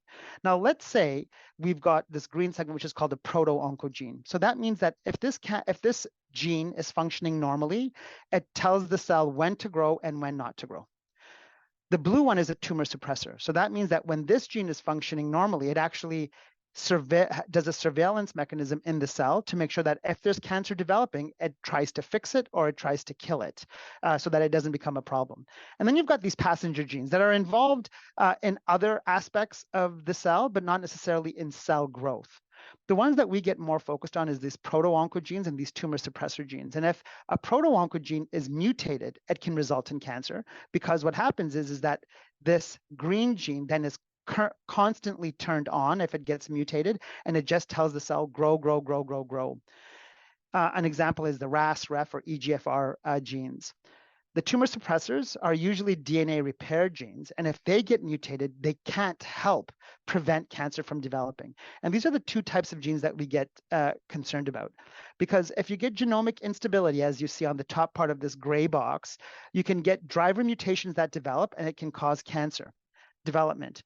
If, however, you get a mutation in the passenger gene, usually that doesn't really have an effect on cancer. It may have an effect on something else, but not necessarily cancer development. The reason why this is becoming more and more important is that if we start having driver mutations, then we can see what those driver mutations are, how many there are, and if we can target it by giving it a drug. And if you look on the left-hand side of the screen, sorry, I don't know how to actually, I'm not sure if you guys can see my arrow. If you look on the left-hand side of this gray box, if you've got a driver mutation, either in a green gene, which is a proto-oncogene, or less likely in a tumor suppressor gene, and if there's a drug available, you can actually target that specific mutation to shut off the cancer. If, however, there's no, if there is a target, if there's a mutation, but there's no drug, then unfortunately, it's still not precision medicine. And so when we talk about precision medicine, is the right drug for the right patient at the right time. And in fact, the NIH has actually defined what precision medicine is. The U.S. National Cancer Institute defines precision medicine as a form of medicine that uses information about a person's or a tumor's genes proteins, and environment to prevent, diagnose, and treat disease. And the way I sort of describe it is this is what we were doing before. So if you think of a weed as a tumor or a cancer, before what we would do is we just spray the whole lawn, right? Just cover it all and kill what you can. And hopefully you don't kill too much of the grass as you're doing it, but you'll get rid of all of the cancer or all of the weeds. Precision medicine is that we give a specific drug for that specific weed and hopefully leave everything else untouched. So the way I describe it to my patients is cancer as a light switch. Okay, so let's look at the left-hand panel. The ideal situation is that you have one driver mutation for which we have a drug. So all of these light switches in the cancer are actually genes. And you can see the top left is turned on, and that's driving the cancer from growing. A targeted therapy will actually sit on that light switch and turn it off.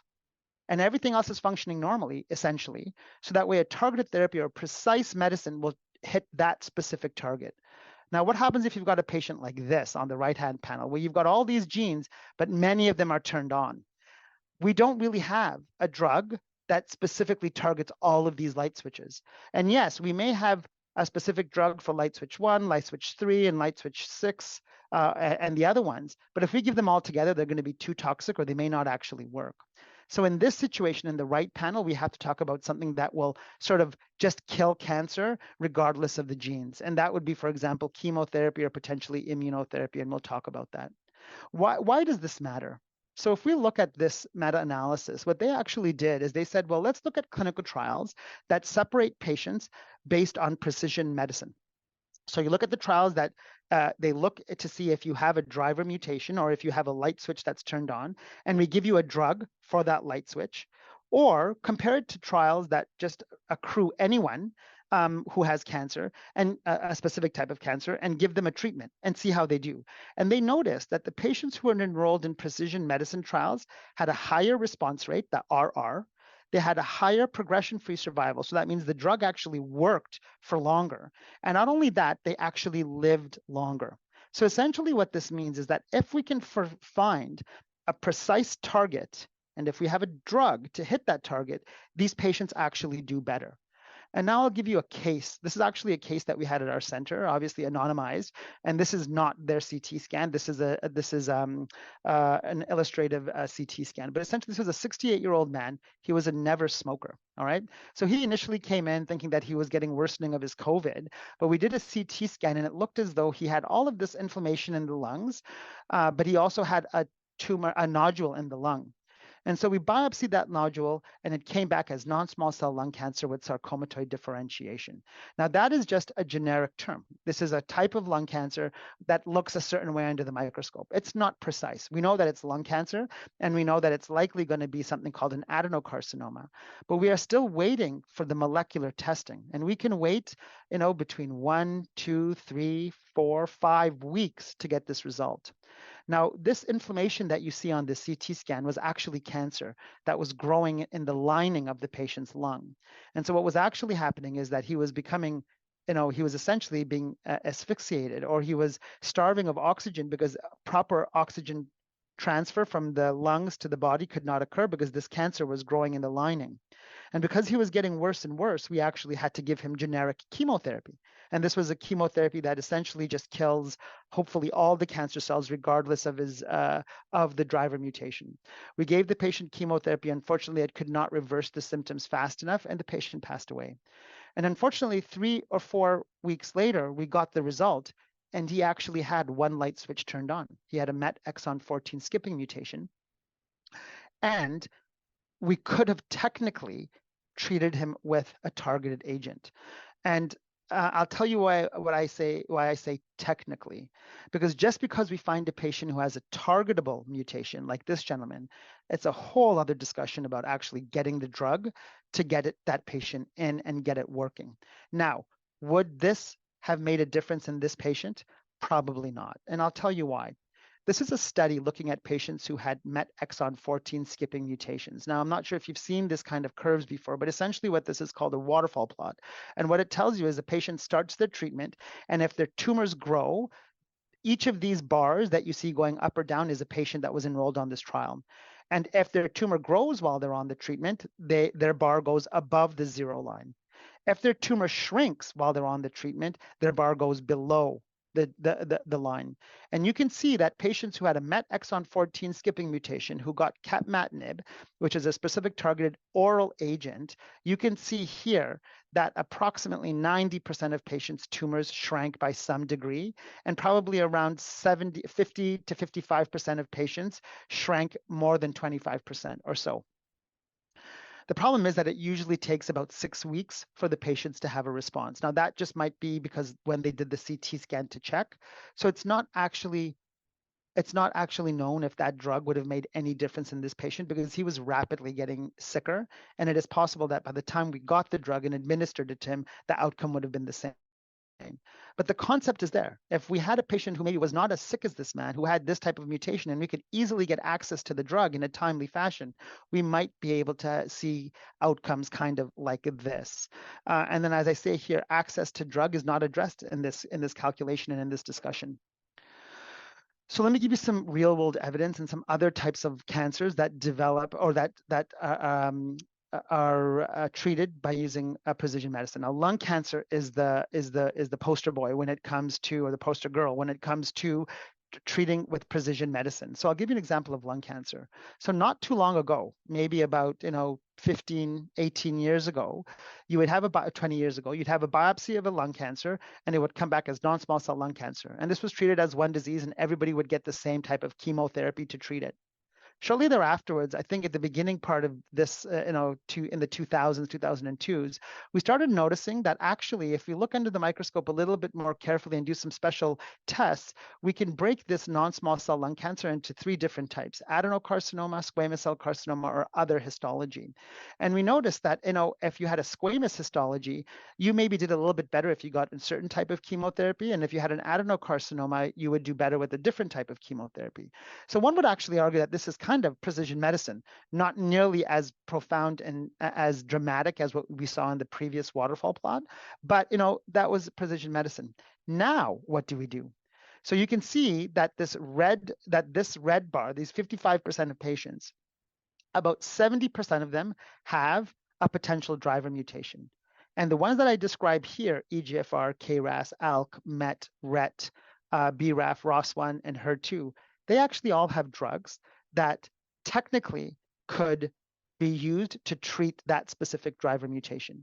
And currently, we only don't know about maybe 30%, 25% of patients who we don't know what is actually driving their cancer. And maybe those patients just have a lot of light switches turned on and they may only ever be able to be treated with chemotherapy and immunotherapy, but with time will tell. And if I tell you now, this is actually the algorithm on how to treat a patient who has a driver mutation. So if you have an EGFR mutation, these are all the targeted agents that you can consider. If you have ALK, ROS1, BRAF, and it goes on and on and on. But you can see that actually it's not just chemotherapy. If you've got this mutation, you can potentially be treated with the targeted agent, and in some cases can be treated very effectively with minimal side effects for a very long time. And that's what precision medicine gives you.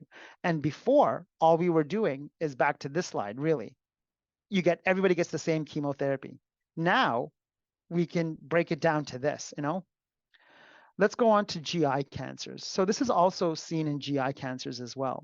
So this is the algorithm that we look for in patients who have never been treated before who have metastatic colon cancer.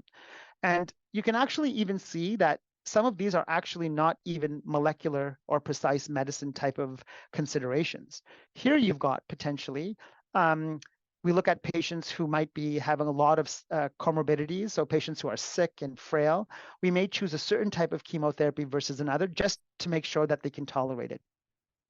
But if you look at the right-hand side of this box, you can see that we're starting to look at patients who actually have mutations and who do not.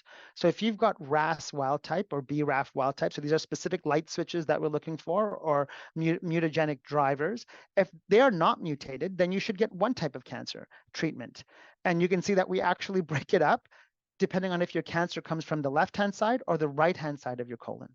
Similarly, if you've got a RAS mutation, you should be getting this type of treatment. If you've got a BRAF mutation, you should be getting this type of treatment. And if you've got something called deficient MMR, which is found on NGS testing or molecular testing, you don't even need chemotherapy. You can get something called immunotherapy. Now, these mutational statuses, they don't have a huge effect in the first line, but as patients progress, we actually can use some of these mutations to determine what treatment might be given to them. And if you have a BRAF mutation, there's actually a combination of targeted agents that we can use that are actually not chemotherapies that actually might help patients get their cancer under control. But I would like to focus on this part of the graph, this deficient MMR and MSI high, the patients who can get immunotherapy. So if you've got colorectal cancer, whether it's coming from the left-hand side or the right-hand side, usually it's coming from the right-hand side. If you have something called deficient MMR, or if your NGS testing suggests that you have MSI high, you can be treated with pembrolizumab. And this study that was presented in the New England several years ago now, or 3 years ago now, suggests that if you got regular chemotherapy, which is the red line, and if you've never seen these kind of curves before, this is a survival curve. So on the left-hand axis, the up and down axis, it tells you what percentage of patients are alive and over the time. So as time goes on, how many people are still alive? And you can see if you had MSI high or deficient MMR status tumor and you got chemotherapy, or if you got immunotherapy, the red and blue lines are very similar for the first 4 to 5 months. But you can see that after that, the blue line people seem to survive a lot more than the patients who got chemotherapy. Now, this is important because pembrolizumab, which is an immunotherapy, is very, very well tolerated. It's not like chemotherapy, and patients can literally be on it for years if they're responding. So this is sort of, this is precision medicine, as it were, but in terms of immunotherapy. So this is a concept for GI tumors. The last one I'd like to talk to you about is something called pan tumor. So, we know that in lung cancer, sometimes there's specific light switches that are turned on, but those light switches are specific for lung cancer. And for GI cancers, there's specific light switches that are turned on, and they are specific for GI cancers. But there's some types of light switches or driver mutations that actually can be found in so many types of cancers. And this is one example of this is NTRK, which is neurotrophic tyrosine receptor kinase. And this is actually a normal, this is what we would be calling a proto-oncogene, which means that it has a normal function. And the whole goal of this function is to make embryonic cells grow. They also participate as we get older in pain perception, temperature regulation. It has, how hungry we feel, these kinds of things. However, if this gets mutated or if it develops into a fusion, it can cause cancer. And if we look at this, this slide, you can see that we can find NTRK fusions in all of these types of cancers. Now, if you look at the proportions or the percentages of patients who actually have these mutations, they're exceptionally low. So if you have a pancreatic cancer, between 0.3 and 0.6%, so less than 1% of patients will have an NTRK fusion. Similarly, in lung cancers, it ranges between 0.1 and 0.23. So it's not huge numbers, but we can see that in all of these cancers, we can find a TRK fusion. They're way more common in pediatric spitzoid tumors and sarcomas and gliomas. So in pediatric, they've known about NTRK and they've been targeting it more recently with these inhibitors with very good effect. But even in the adult world, we can get these precise tumor mutations and have a treatment for it. Here's another waterfall plot. And again, I'll explain to you what it is. It's a plot. Each of these are patients. Each color depicts a different type of cancer, but all of these patients had one type or another of an NTRK fusion. And they got larotrectinib, which is an NTRK inhibitor. And you can see that here, a majority of these patients, actually, their tumors shrank. And there's a good portion, perhaps 20% of these patients, whose cancers actually disappeared completely. So, and each of these colors is a different type of cancer. So if I break it down into the different tumor types, we've got soft tissue sarcomas here in the blue, we've got infantile fibrosarcomas in the dark blue, but then we've got thyroid cancers, salivary gland cancers, then we've got lung cancers in the gray, colon cancers in the orange. This is truly a pan-tumor targeted mutation or a driver mutation that we can use. Now, I'll give you an example. This is a patient case, not my patient case, but this is from a patient case from a physician in Ontario, 55-year-old female who had colon cancer and actually had deficient MMR, so had an MSI high tumor, and got chemotherapy initially. And this is from many years ago, so we didn't have access to all of these drugs. But eventually, once the patient progressed on chemotherapy, they got immunotherapy and did okay, but had some side effects from the immunotherapy, then had cancer to the brain, and then developed a chest wall met. And at this point, a biopsy was done, and this patient actually had an NTRK fusion. The patient was then started on larotrectinib, and I'll show you the CT scan. So what I'll draw your attention to is in the top right-hand corner of the CT, you can see sort of this area that looks not the same. Sorry, I don't know if you can see my, my pointer, but essentially you can see some scarring up in the top. And if you look at the CT scan on June 2020, you can see that that area seems to be healing a bit. And if you look at this picture on the top left, that's what the tumor looked like. This is under the patient's arm, under the armpit in the chest wall. And as you look at the times going on 6 weeks after April 2020, and then 8 weeks afterwards, you can see that this thing is shrinking in only really 8 weeks, right? This patient had a fantastic response, and this is not chemotherapy. This is an oral treatment that is shrinking the tumor to this degree. Now, immunotherapy and precision medicine. I'll just touch briefly on this because if you watch any kind of US news or any kind of US channels, immunotherapy is everywhere. So, immunotherapy we can use to treat a whole bunch of cancers, but, one way to determine which patients actually will do well is checking for something called PD-L1. And PD-L1 is actually not a molecular test. It's something called the immunohistochemistry test. And what that means is we take a biopsy of the patient's tumor, we cut it up, we look at it under the microscope, and we stain it to see if there's sort of like little antennae on the patient's tumor cells that light up. On the left-hand side, you can see that none of the tumors, or very few tumors, light up. But in panel C, you can see that those tumor cells that are now staining all dark brown, those tumors express something called PD-L1.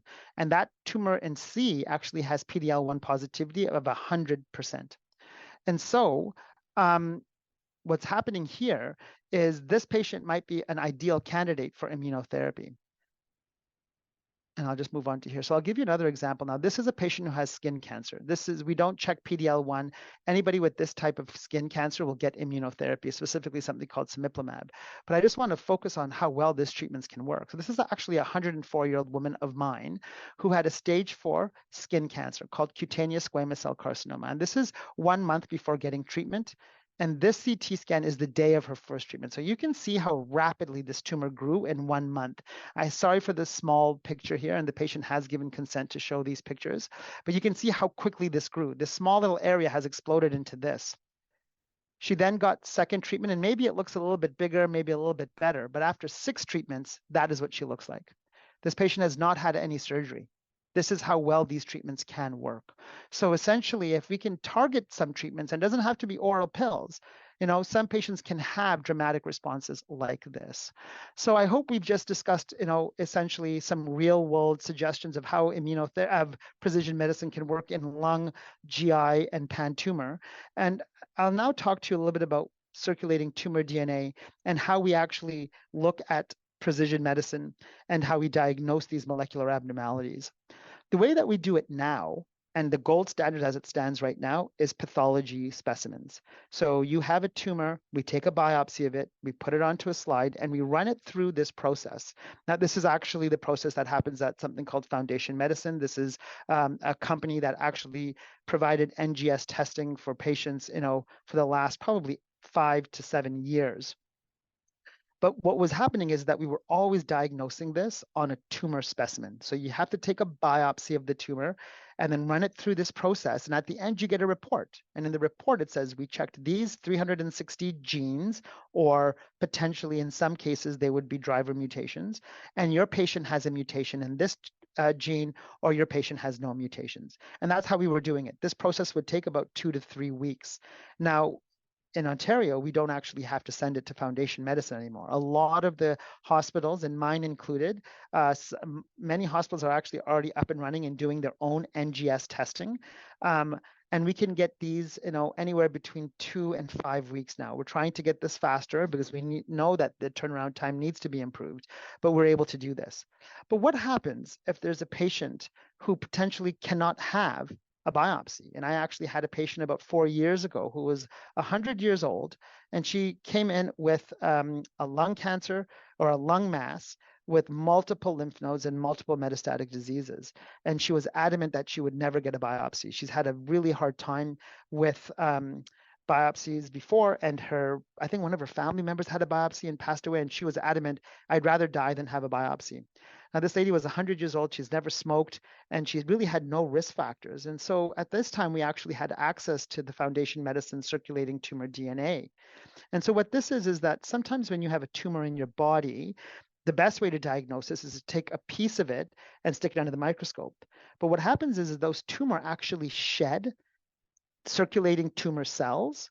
And not only that, it actually sheds portions of the DNA, so that blueprint. So all of our cells are always shedding DNA into our bloodstream. And some cancers actually shed circulating tumor DNA, so tumor DNA into the bloodstream. And what we can do is we can sample via a blood test with, I think it's like 2 vials of blood, and we can run it through the same kind of NGS testing. Now, it won't tell us what type of cancer it is, and it won't tell us if you have cancer or not. But what it's actually doing is it's looking to see whether you have any of those driver mutations that we associate, for example, with lung cancer. And so with this patient, what we did is we took a sample of her blood, and it actually came back as something called an EGFR mutation. And so this patient has a lung mass. She has cancer that has spread in a way that lung cancer usually does. And she's got a driver mutation that we find very frequently in lung cancer. And so we were actually able to get drug for this patient based on this type of reasoning. Now, she did initially well, but she was also 100 years old. So she did have some side effects from the treatment, and ultimately she decided to stop. But this is one way that we can use circulating tumor DNA in helping diagnose patients. Now, this is not gold standard, and this should not be done in routine practice where you can actually get a biopsy to run it through the proper NGS testing and the processes that we actually do. But this is one way that we are potentially going to harness circulating tumor DNA to diagnose patients.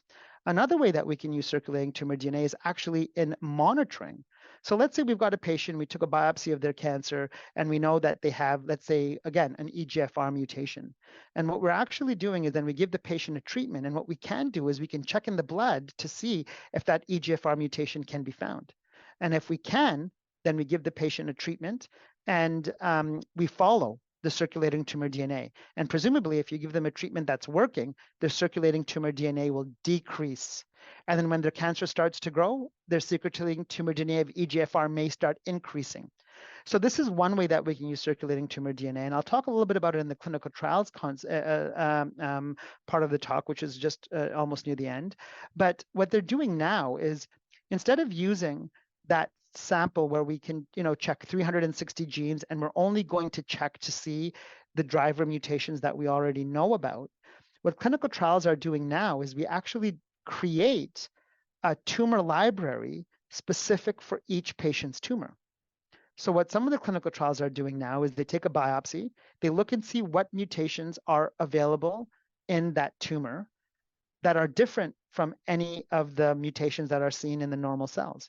Then we check the patient's blood and we see if we can detect those same mutations in the blood. And then what we're doing is we're using that blood test every so often to check if the treatments are working. This has been proven in patients who have had resectable lung cancer, resectable colon cancer, stage 1 and stage 2, and we can tell those patients whether they need more treatment or not. And in some parts of the US, they actually use that monitoring to see if the cancer is actually growing, despite not being able to see it on the CT scan. So circulating tumor DNA is actually quite fantastic. And I think it's going to become more and more used in standard of care in the Canadian context. It's just not there yet. Now, just some brief considerations on clinical trials. So, NGS has now made its way into almost every single clinical trial. So now we're looking at trials that you have to have NGS to determine if you even can go on to that trial.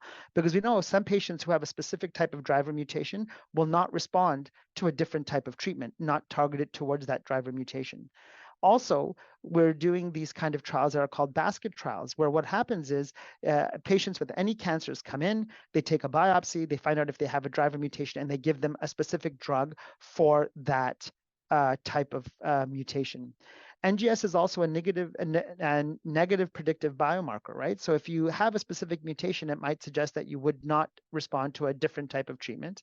And the problem in considering these clinical trials is that sometimes these tumors are so rare to find these mutations that the patient sample is so small that we can't actually have large phase 3 randomized trials. And I think that actually has to become evident in discussions that we have when we're forming policy, is that we cannot use the same type of thinking that we use for approving other types of drugs or chemotherapies, as it were, to these targeted agents, because our clinical trials are always going to be small because we're talking about a subset of a subset of a subset. And so, when we're talking about policy and funding, there needs to be education around the people who make these decisions to understand how NGS works.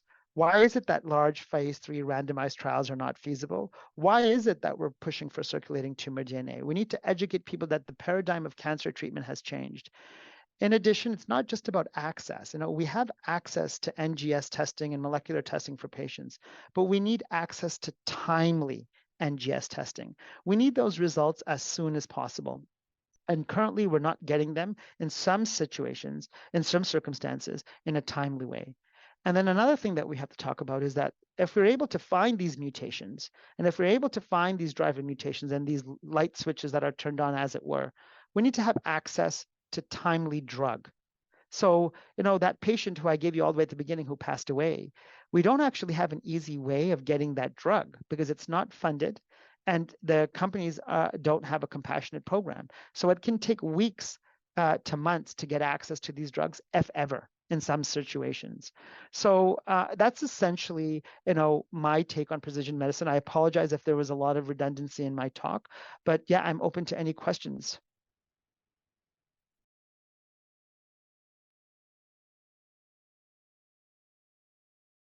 Thanks so much for the presentation, Dr. Kassam. Yeah, if anyone has any questions, please type them into the chat again, and we'll have those answered.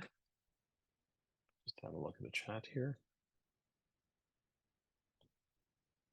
So, while we're waiting, I wonder if you can sort of give us a sense, maybe forecast a little bit, what's some of the more exciting things coming down the pipeline? I think ctDNA obviously was one of the sort of newest diagnostic capabilities that has come, but what's really exciting you now? I know you probably have seen sort of news out of ASCO and ESMO this week, but what's out there that we should all be really excited about?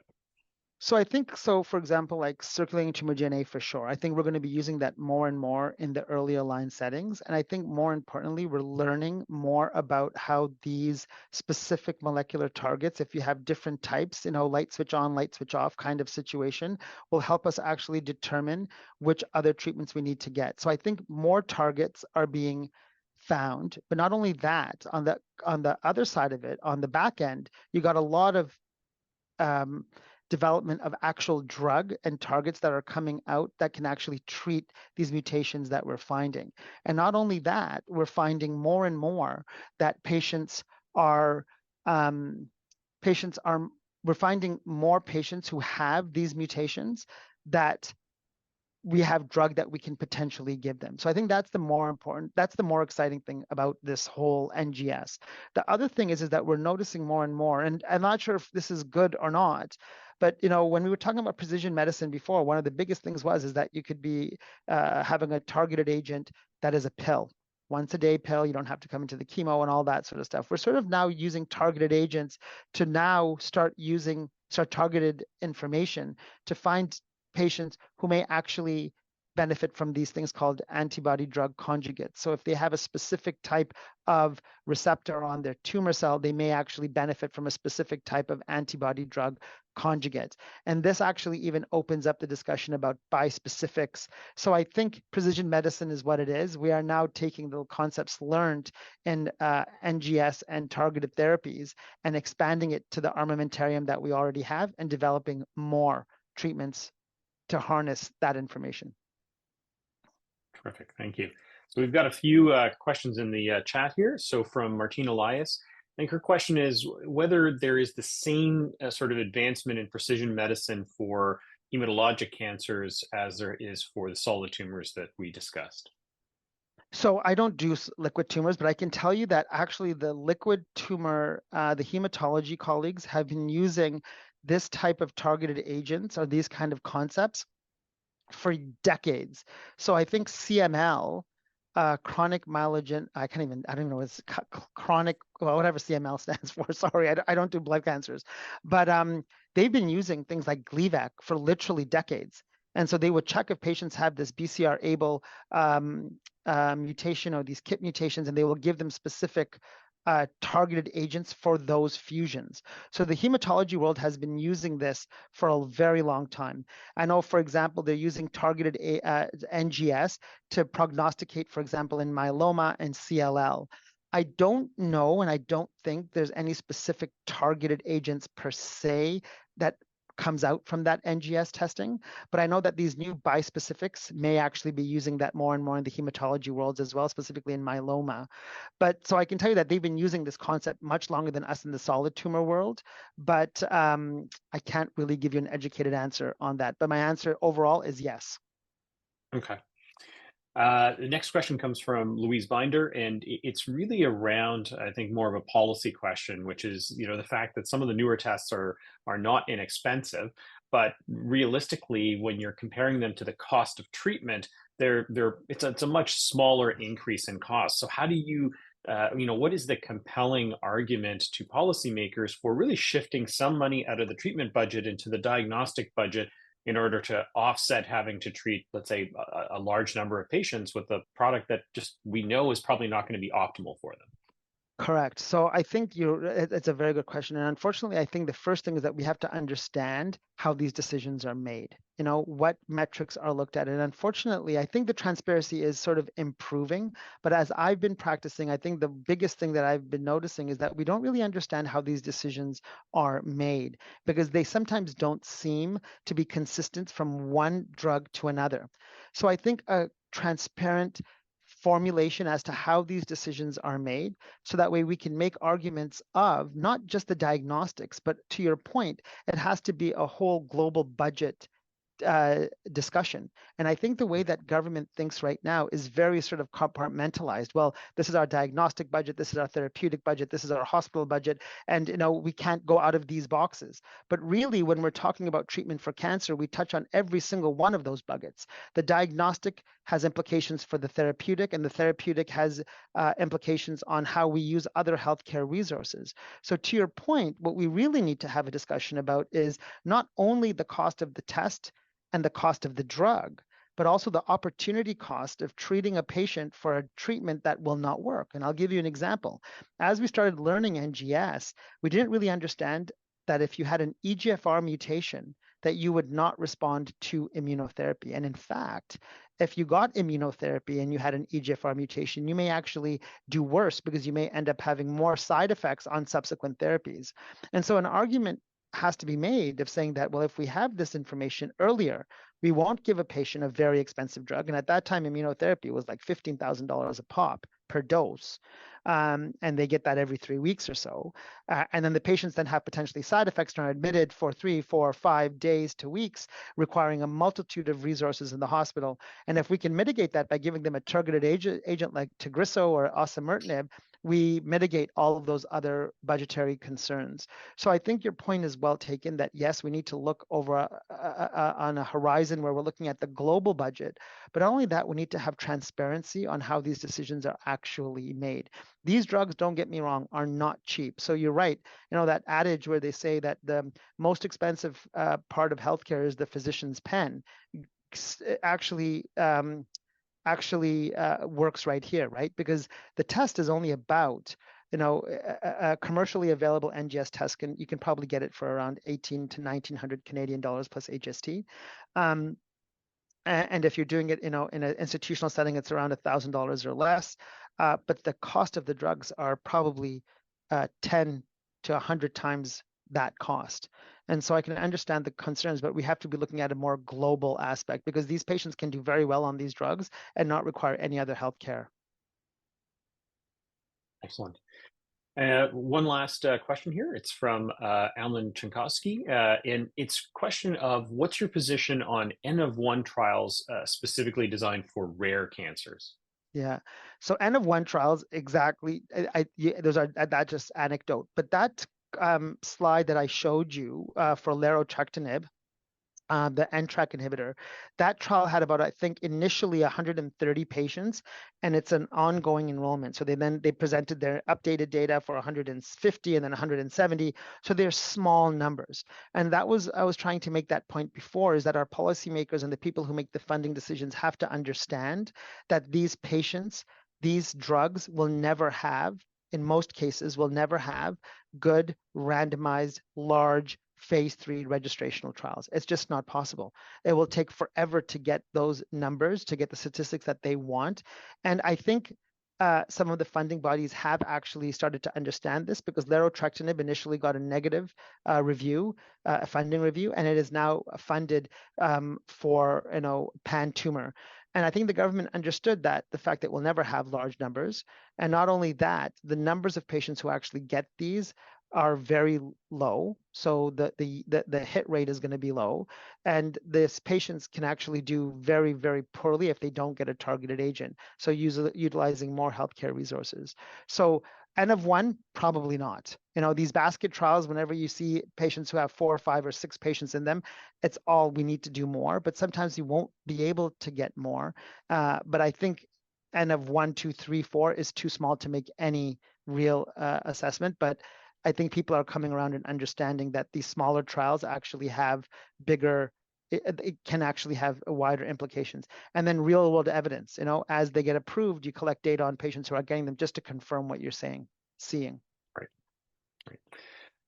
Another question from Carrie Brennan.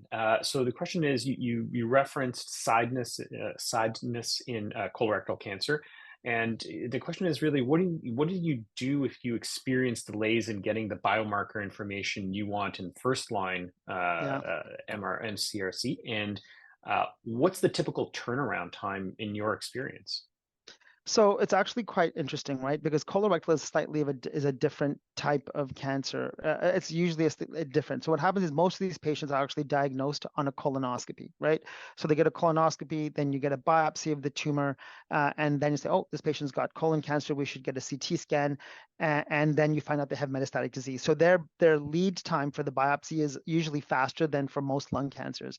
So it's possible that we will have the results in about 3 to 4 weeks, maybe 5. But that's usually when a patient ends up in the cancer clinic saying that I've got metastatic disease. It just takes that much time for everything to get sorted out. If we see a patient in that situation where they were diagnosed because they were feeling really unwell and they've got a huge liver mass, and you take a biopsy of that and it shows colorectal cancer and they need treatment, and we don't know what their biomarker status is, we treat them with just chemotherapy. And then once we get the biomarkers in, we add in the targeted monoclonal antibody there afterwards. And the good thing is that for colon cancer, chemotherapy is actually very, very effective. So we can start the chemotherapy for cycle 1, and then at cycle 2 or cycle 3, we can start in the targeted agent for those patients. So the colorectal story is a little bit different. But yeah, that it's not usually a huge issue, but because of the lead time of the biopsy, we usually have the answer when we see the patient. Perfect. A couple more questions. We'll try to get through them quickly here. So for science, from Meg Barker, for science and health communicators, is there a key phrase or words that policymakers are starting to understand when it comes to precision medicine that we can use to actually spread the message? What are the key, I guess, points that are starting to break through to policymakers? I think they sort of start understanding the concept of NGS. So I think a lot of them are starting to understand what this actually means. I think precision medicine, and targeted agents, I think these are words that I think they're sort of understanding as well. And then I think, survival measured in years, in some of these situations, so the median survivals are measured not only in months, but in years. So I think those are the ones, but again, I'm sorry, I can't really tell you what I think the policymakers are actually understanding or not, because really, it's not really an open book as to how these people are educated and how they make their decisions.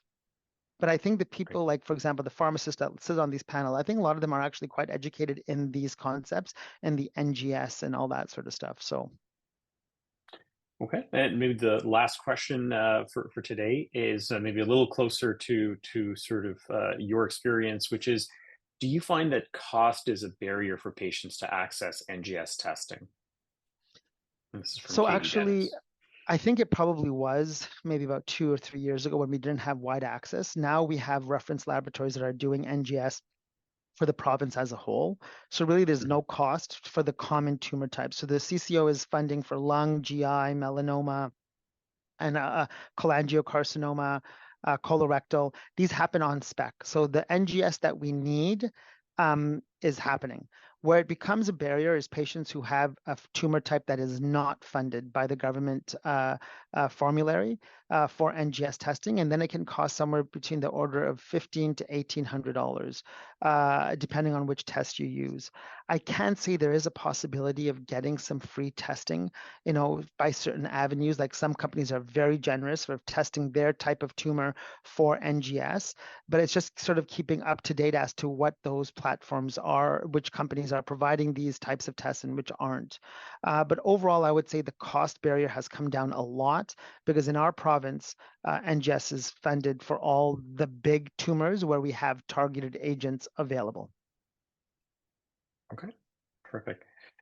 Well, thank you for your presentation today, Dr. Kassam, and thank you for taking the time to answer the questions from the audience. Thank you very much for the opportunity. Sorry I was late. My clinic was just running late, but thank you very much. Have a wonderful afternoon, guys. You as well. Bye-bye. Okay, and with that, I have the privilege now to introduce our last speaker of the day, Alan Chankowsky. Alan is a renowned author and international speaker and a survivor of a rare form of stage 4 androgen receptor positive cancer. He'll be discussing his lived experience as a patient. And with that, over to you, Alan. Hey, thank you. So I was very encouraged to hear from the last speaker that there's going to be policy improvements for rare cancers. I mean, this is a huge, huge step for rare cancer sufferers like me. The rare cancer community comprises about 25% of the cancer burden globally. So it's not an insignificant amount. So myself and a lot of other people that I'm working with closely are trying very, very hard to get that policy change in place as fast as possible. So I'm bringing the patient perspective to the conversation today, and I feel very, very privileged to participate in this webinar because of the incredible impact that it could help people understand how they may be able to get better from their own cancer diagnosis. So for those watching who are patients or family members of patients, I'm really glad that you're here, and I hope that my contribution to the conversation helps you. As we all know, the goal of any cancer patient is to overcome the disease. In 1991, at the tender age of 21, I was diagnosed with a blood cancer called Hodgkin's lymphoma. And the bulk of my tumor was in my chest. And at the time, my oncologist believed that the best way to overcome the disease was to bombard the tumor with a whole lot of radiation. So with those focused beams of harsh radiation directed at my tumor in my chest and the surrounding areas of my head and my neck, the doctors were absolutely correct. They did get me better with the radiation. But that was 1991. And while that treatment allowed me to enjoy life and raise my kids and have a career, the radiated tissues of my body, they were quietly but viciously reacting in a couple of ways. 22 years later, at the age of 44, I had a heart attack due to radiation-induced heart disease. And then 3 years after that, at 47, a second cancer called salivary duct carcinoma presented itself at a stage from which cure was no longer possible. Some people call this stage 4 cancer. Others refer to it as terminal or end stage. But no matter the name, it was clear to me that I had been thrust into the winter of my life. And I was now desperate to find anything that could help extend it. But is it even possible to get better with terminal cancer? I mean, that word terminal, it seems pretty straightforward. How could it mean anything different? The truth is, it didn't take me long to learn that some people, those lucky enough to have their tumors comprehensively sequenced, were indeed getting better and enjoying longer survival. So it became clear that comprehensive genomic profiling would hold the keys to extending my life. This modern approach to my cancer care was 100% being directed by me. Me, a petrified cancer patient who felt paralyzed with fear, both for myself and for my family.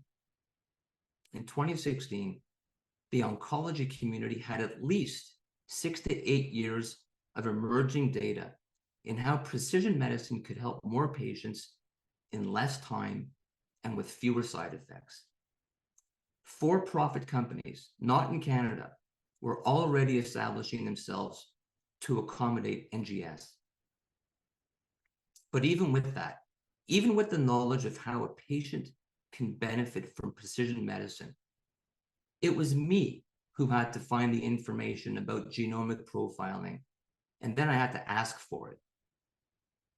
With me paying thousands of American dollars, I personally organized samples of my tumor be prepared by the hospital's pathology lab, and then had them send those slides to the United States for molecular analysis.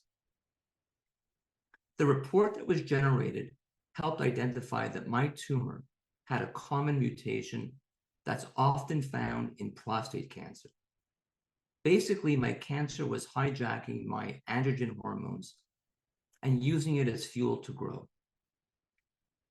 So I started on a common prostate cancer treatment called androgen deprivation therapy.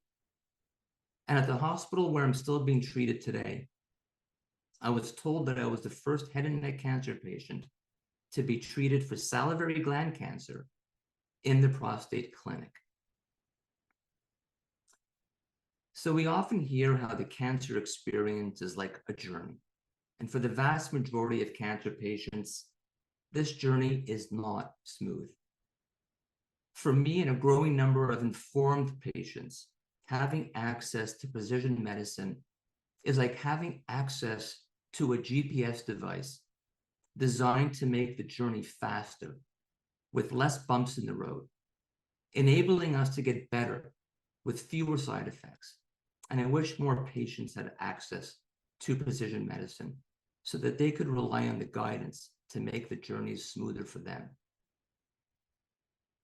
This month is 7 years that I'm living with terminal cancer. Think about that. 7 years and terminal cancer. Those terms don't usually go together, but they do for me. The scientific breakthroughs that are slowly ushering in the era of precision medicine allowed me to understand that no two cancers are the same. That the real diagnosis, the only diagnosis that separated my cancer from anyone else's, was found in my cancer's molecular structure. I was enlightened by the transformative possibilities of modern cancer care. But sadly, it became very obvious very quickly that Canada was not embracing precision medicine when other countries were. Because comprehensive genomic profiling wasn't offered to me, I found myself forced into doing do-it-yourself cancer care in a country where delivery of world-class healthcare is expected. And sadly, 7 years later, precision medicine still isn't being offered to patients on a routine basis. This is a grave injustice, I'm trying my best to expose the fact that Canada seriously lags other countries, and this is needlessly costing lives. Together with my book, On the Other Side of Terminal, my activities in the patient advocacy space, and my participation in public-facing opportunities reflect an unmet need to expose more people to the advantages of precision medicine. And many patients seek me out, and they share how upset they are that their oncologists never told them about comprehensive genomic profiling.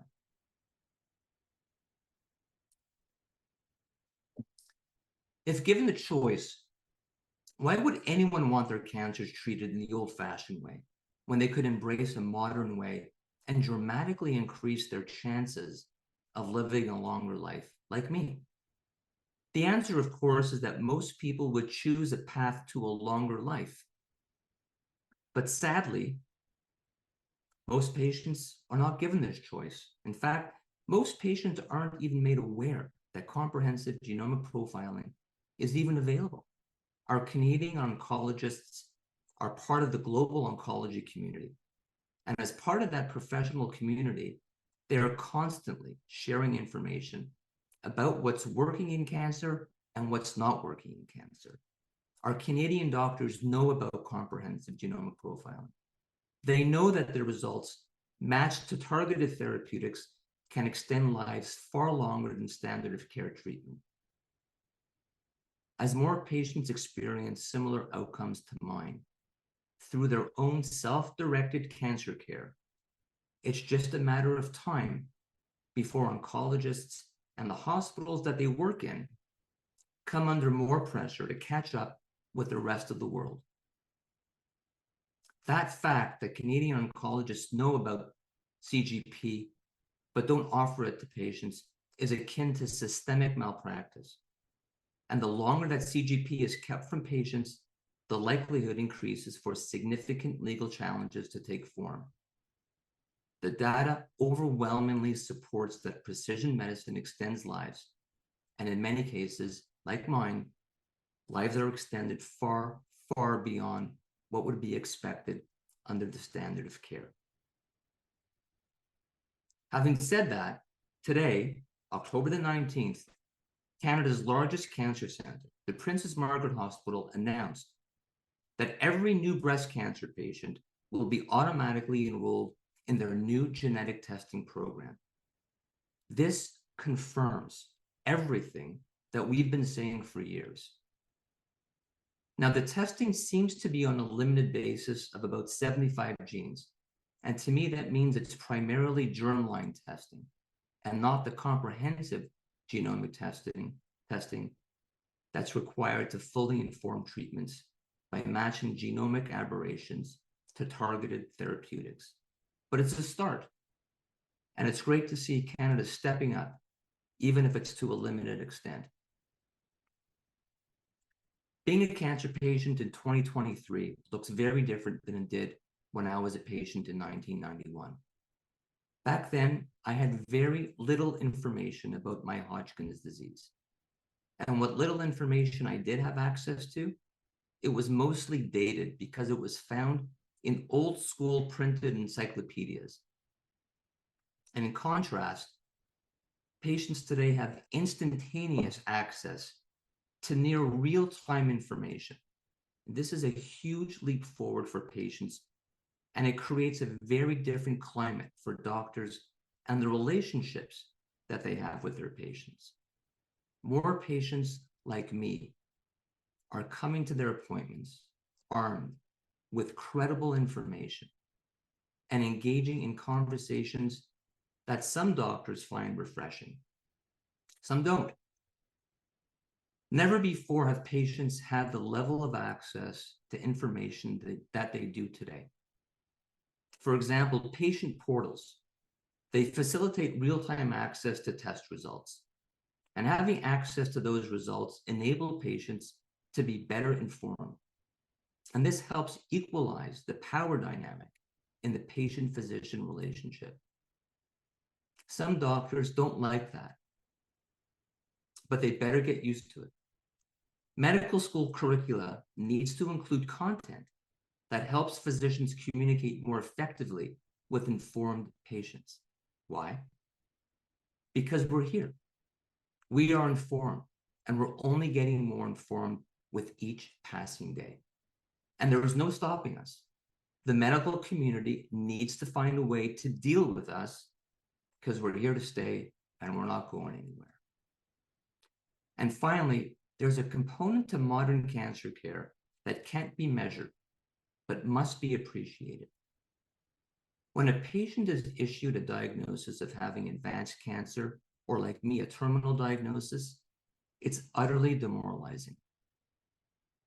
It's paralyzing. It sucks every ounce of confidence out of you. But knowing that precision medicine exists and that you have the best possible chance using the best possible technology to diagnose and potentially match to targeted therapeutics restores some of that confidence. It's restorative. So not only does precision medicine extend lives, it could also help a cancer patient find emotional relief.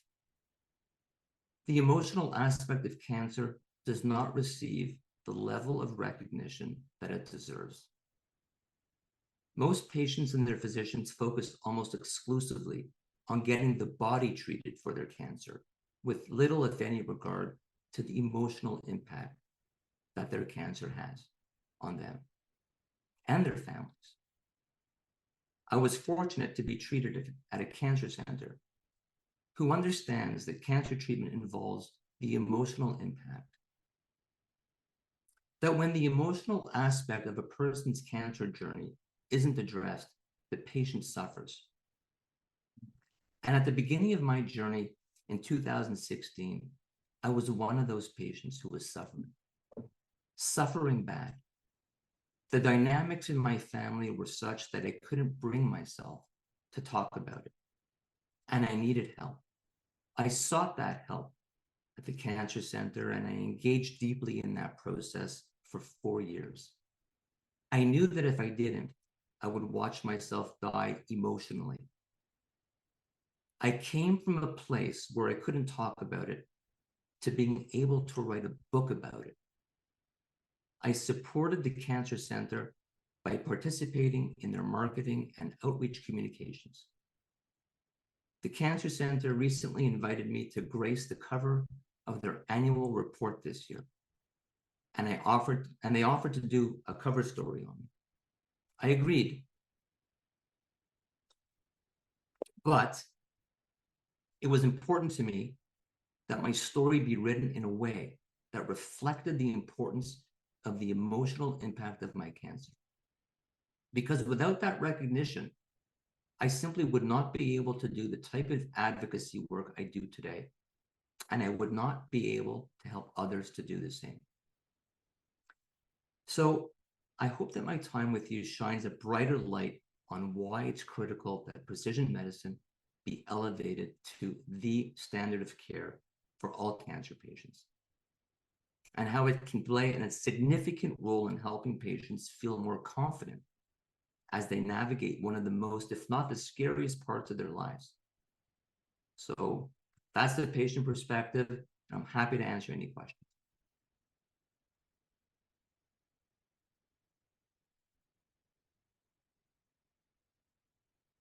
Ellen, thank you so much for sharing your story and your insights. We do have one question right now in the chat, and just a reminder, if anyone has any other questions, please add them and we'll get to them in order.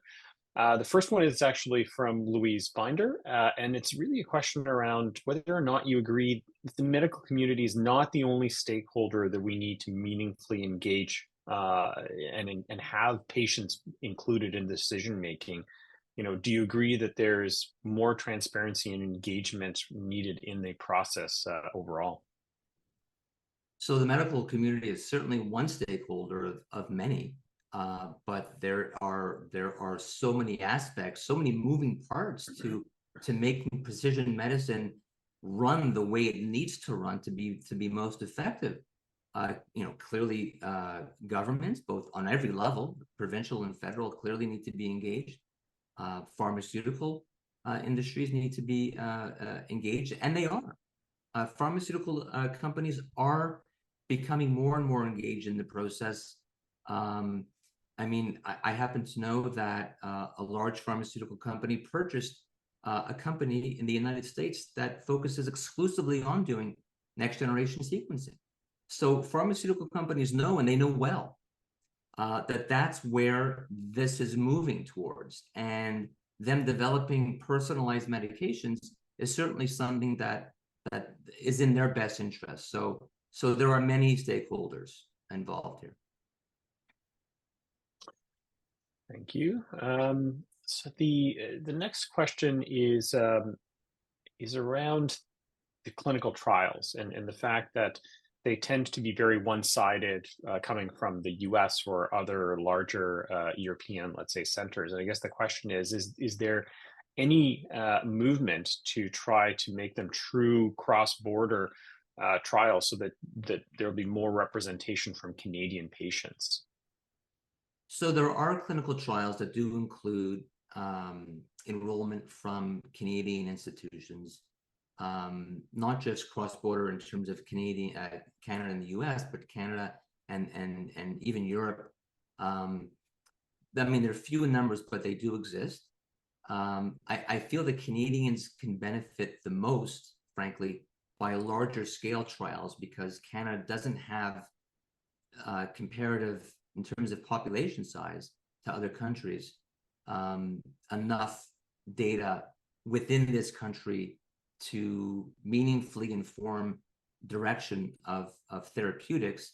But certainly we do contribute heavily to the conversation on a global basis. But for Canadians to participate in clinical trials, there are definitely options for them to engage.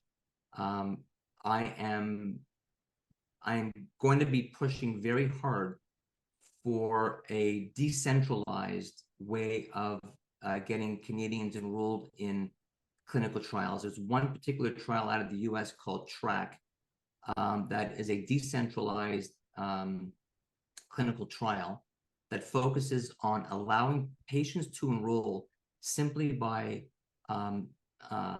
having them enroll from the comfort of their home, and having a liquid biopsy kit sent to them, and their blood drawn and in their home and sent back to the testing facility. So it makes it very easy. The clinical trial comes to them rather than the patients coming to the clinical trial.